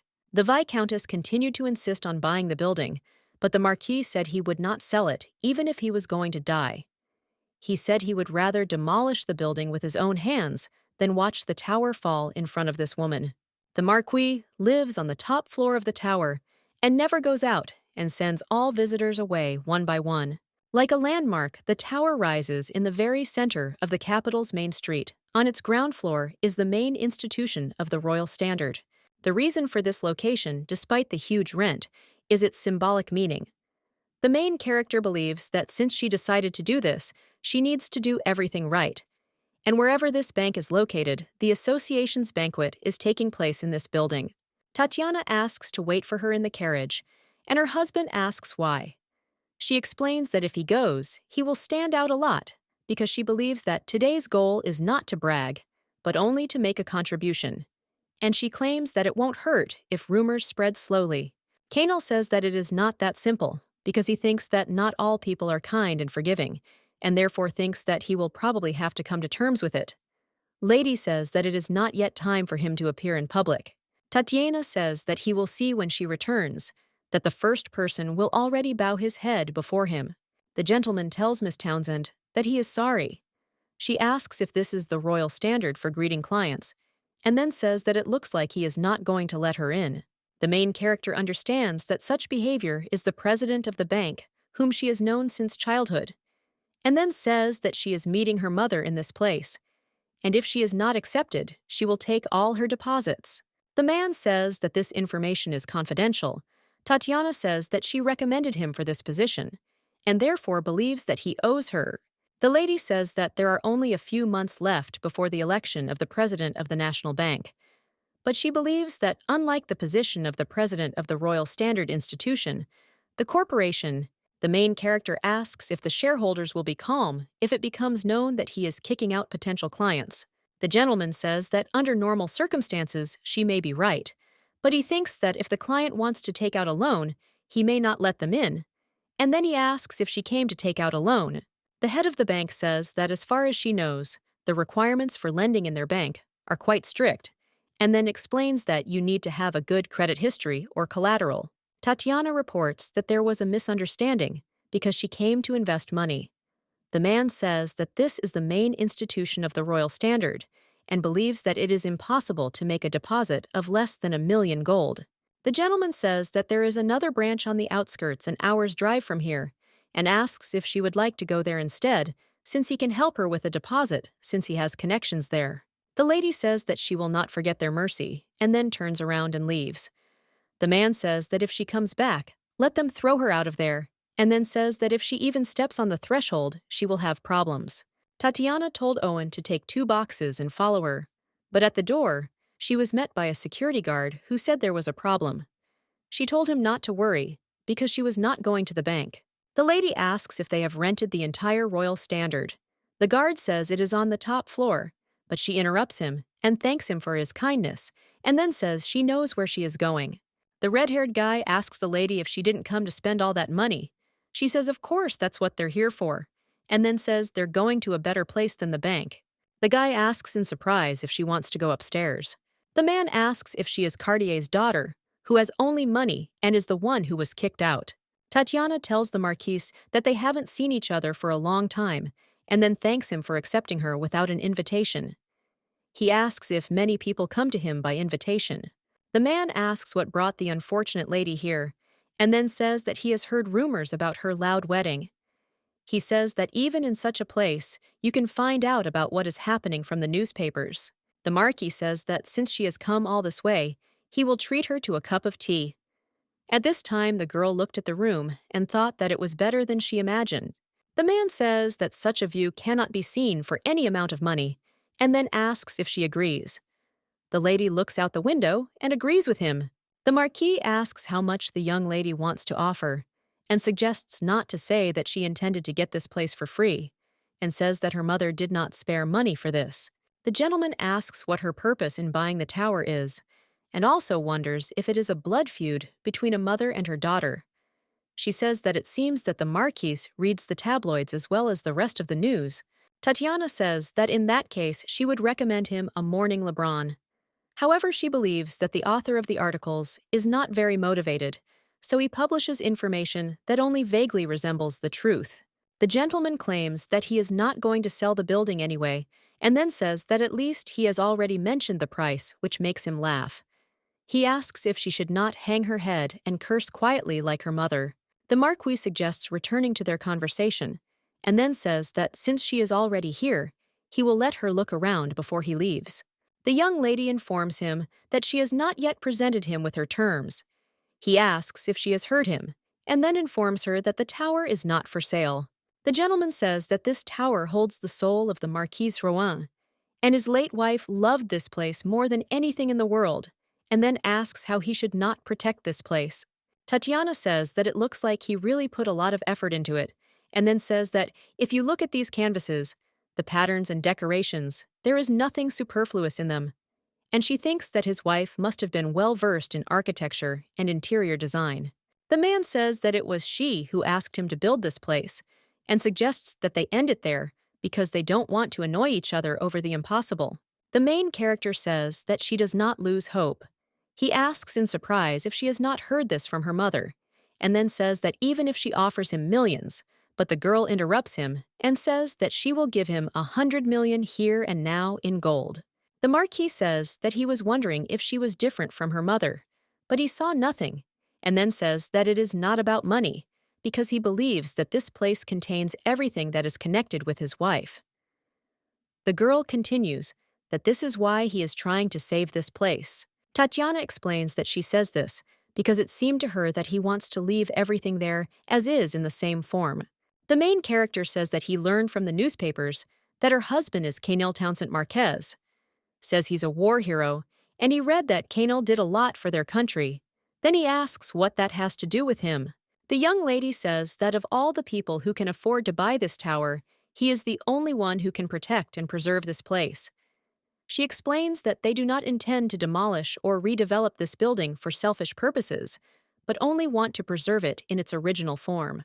The lady claims that even if she collected all the gossip from the newspapers he read, she would not be able to explain her husband's indifference. After all, she believes that the noisy world of frivolous society is what he despises most in the world. At this time, the main character thought that the Marquis had no heirs. So if he did not arrange everything in advance, his relatives would tear all his property apart like hyenas in an instant. She did not think that such a perceptive person did not know this. Tatiana suggests that he think about it carefully, and then asks if there could be another such person in Lebrun corrupted by money and power. The Marquis asks if he has enough money and power. She replies that this is why he is able to protect this place. The lady says that generation after generation for a long time, but he interrupts her and says that he has heard enough about the merits of his husband, and then asks what she can do, since she believes that it was she who came to him and must present conditions that will interest him. Tatiana says that she will visit him more often, and she can come like on this day and drink wonderful tea with him, and they will talk to him about this and that, and about this tower. She says that whether he intends to sell it or not, but the tower needs repairs. The lady says that when she arrived, she had already noticed several things that needed to be corrected. He explains that this is a chronic disease of Berg architecture that requires painstaking work, complex and delicate, but he believes that these efforts are worth it. The lady says that if he sells her this place, she will keep it in the form in which he loved it. And of course, she hopes that the Marquis will spend the rest of his life in this place close to heaven and his wife. The gentleman asks who is going to sell. She says that he reads the newspaper gossip and probably heard about how her husband beheaded the Archduke of Karka at the Battle of Karkian. The Marquis says that the Archduke Karka is a shameless traitor, and in his helmet was found a sapphire the size of his head. Laïdé says that this sapphire is right behind the door, and then asks if he wants to take a look, and then says that of course she does not intend to sell it either. The gentleman says that even though he lives in a place that looks like historical ruins, it turns out it's not that bad. And the longer he stays there, the more things he finds that he likes. When the lady was coming down from the top floor, she was met by the head of the bank. He screamed and told the miss that he had politely escorted her, but she still on her own initiative went to the Marquis. The lady asks if she is forbidden to visit him. The bank president says that he meant that the Marquis Rohan does not like guests, and he could hardly persuade him to sign a contract to rent the place. The president says that if he cannot renew this contract, because of the fact that he cannot even properly monitor the visitors, and asks if she will be held responsible for this.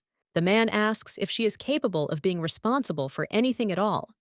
And then he says that he didn't mean to say it, but she can't even imagine how determined Viscountess Cartier was to not place false hopes on Miss Townsend. Tatiana says that he removed his hand, and then says that she told him not to touch her building. The lady says that if he does not behave respectfully with her, neither will she. The head of the bank screams and asks what the lady is saying, and then says that the tower is the property of Royal Standard Bank. The lady objects and says that she was the property of the Marquis of Rohan. He says that he knows because they signed a contract for 3 years, and Tatiana says that now it belongs to her, and show this is the contract for the transfer of ownership of the tower.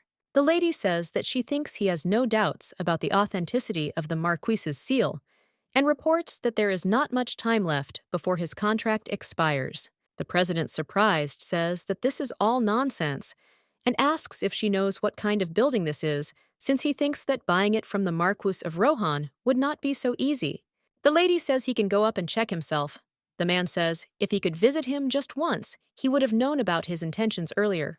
At this time, Kenel thought about his life in which there was naturally neglect and ridicule, and he wondered if the same fate awaited her just because she married him. At this time, the wife asks if she is very late. He answers that no, and asks if she has finished her business. The lady says that it's nothing, she just bought something, and the butler says that the building is not her dress. The head of the bank asks Miss Townsend to talk to him. Kenel asks who he is.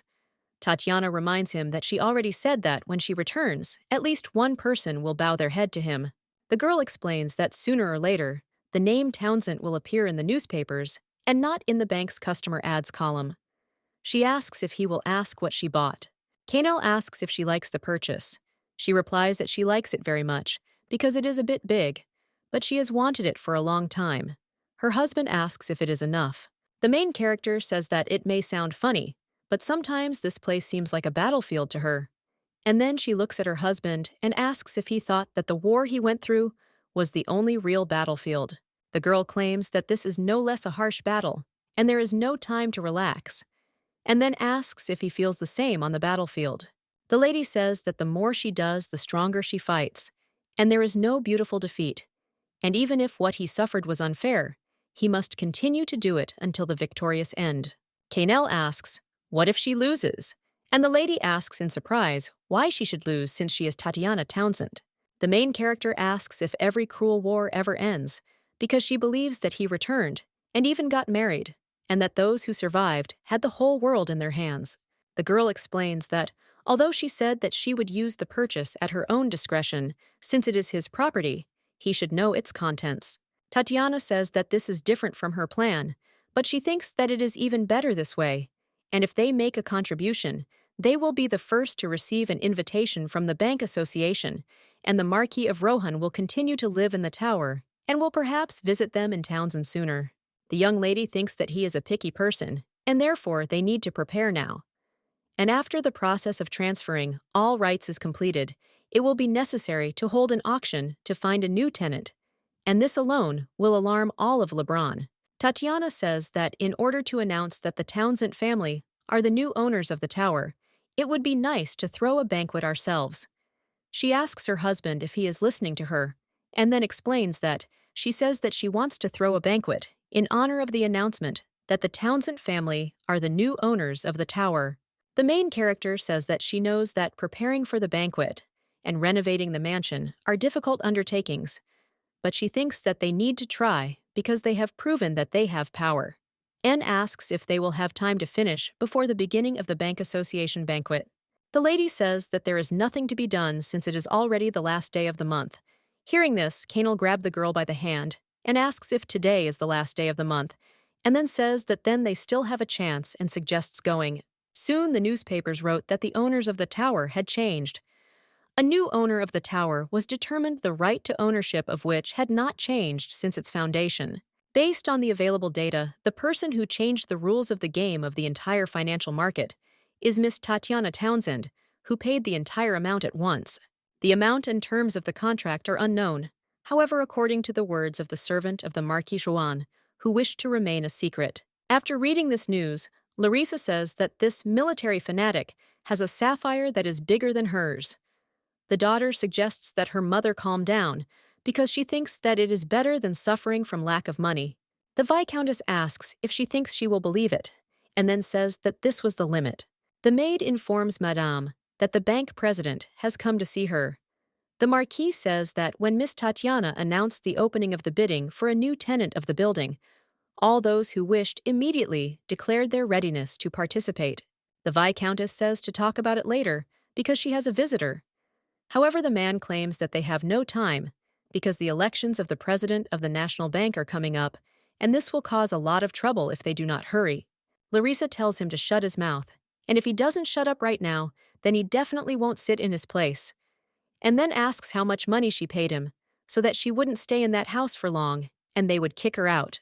The blue-haired maid says that she didn't know that it would turn out like this with Tatiana, because she thought that everything was fine since she didn't express any interest. The Viscountess says she was looking for her flaw, and then asks if she has anything to say.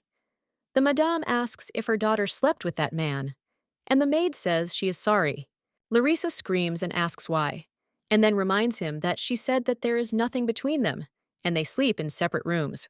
The maid explains that it was so, and that's how they lived. The woman asks if a gust of wind blew, and then asks if she did what she told her to do. The maid explains that she was immediately thrown out.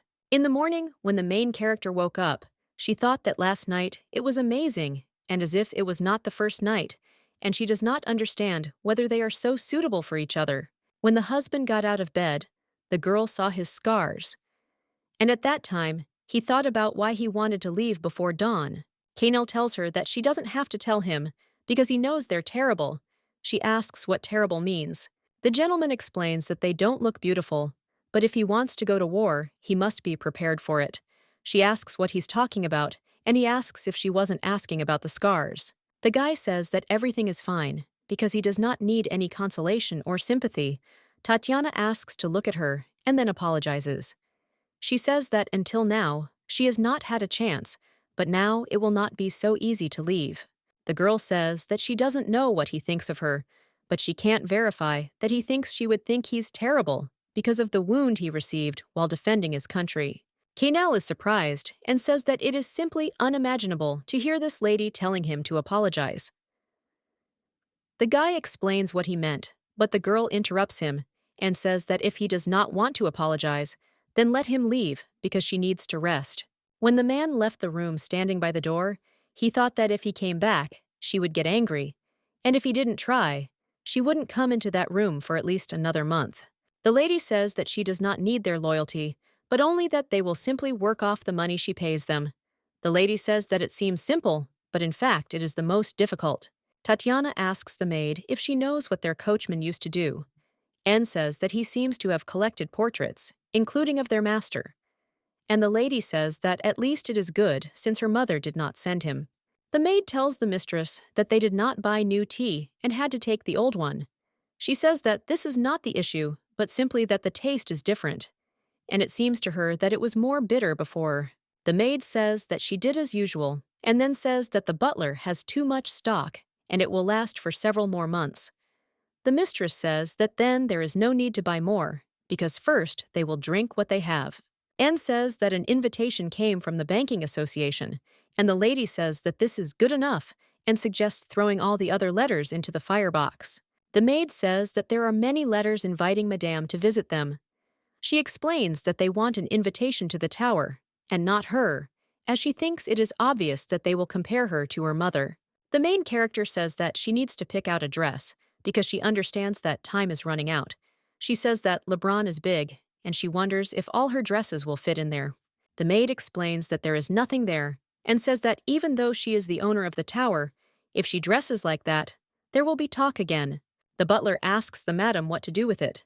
She looked at the many boxes of gold and thought that from that day on, he no longer showed up, but only sent new chests of treasure every day. She tells the guy that he collected everything and threw it away or burned it, and then offers to tell her husband that his wife is not a lost and found office, and if he wants to say something and he still has a tongue, then let him come and do it himself for sure.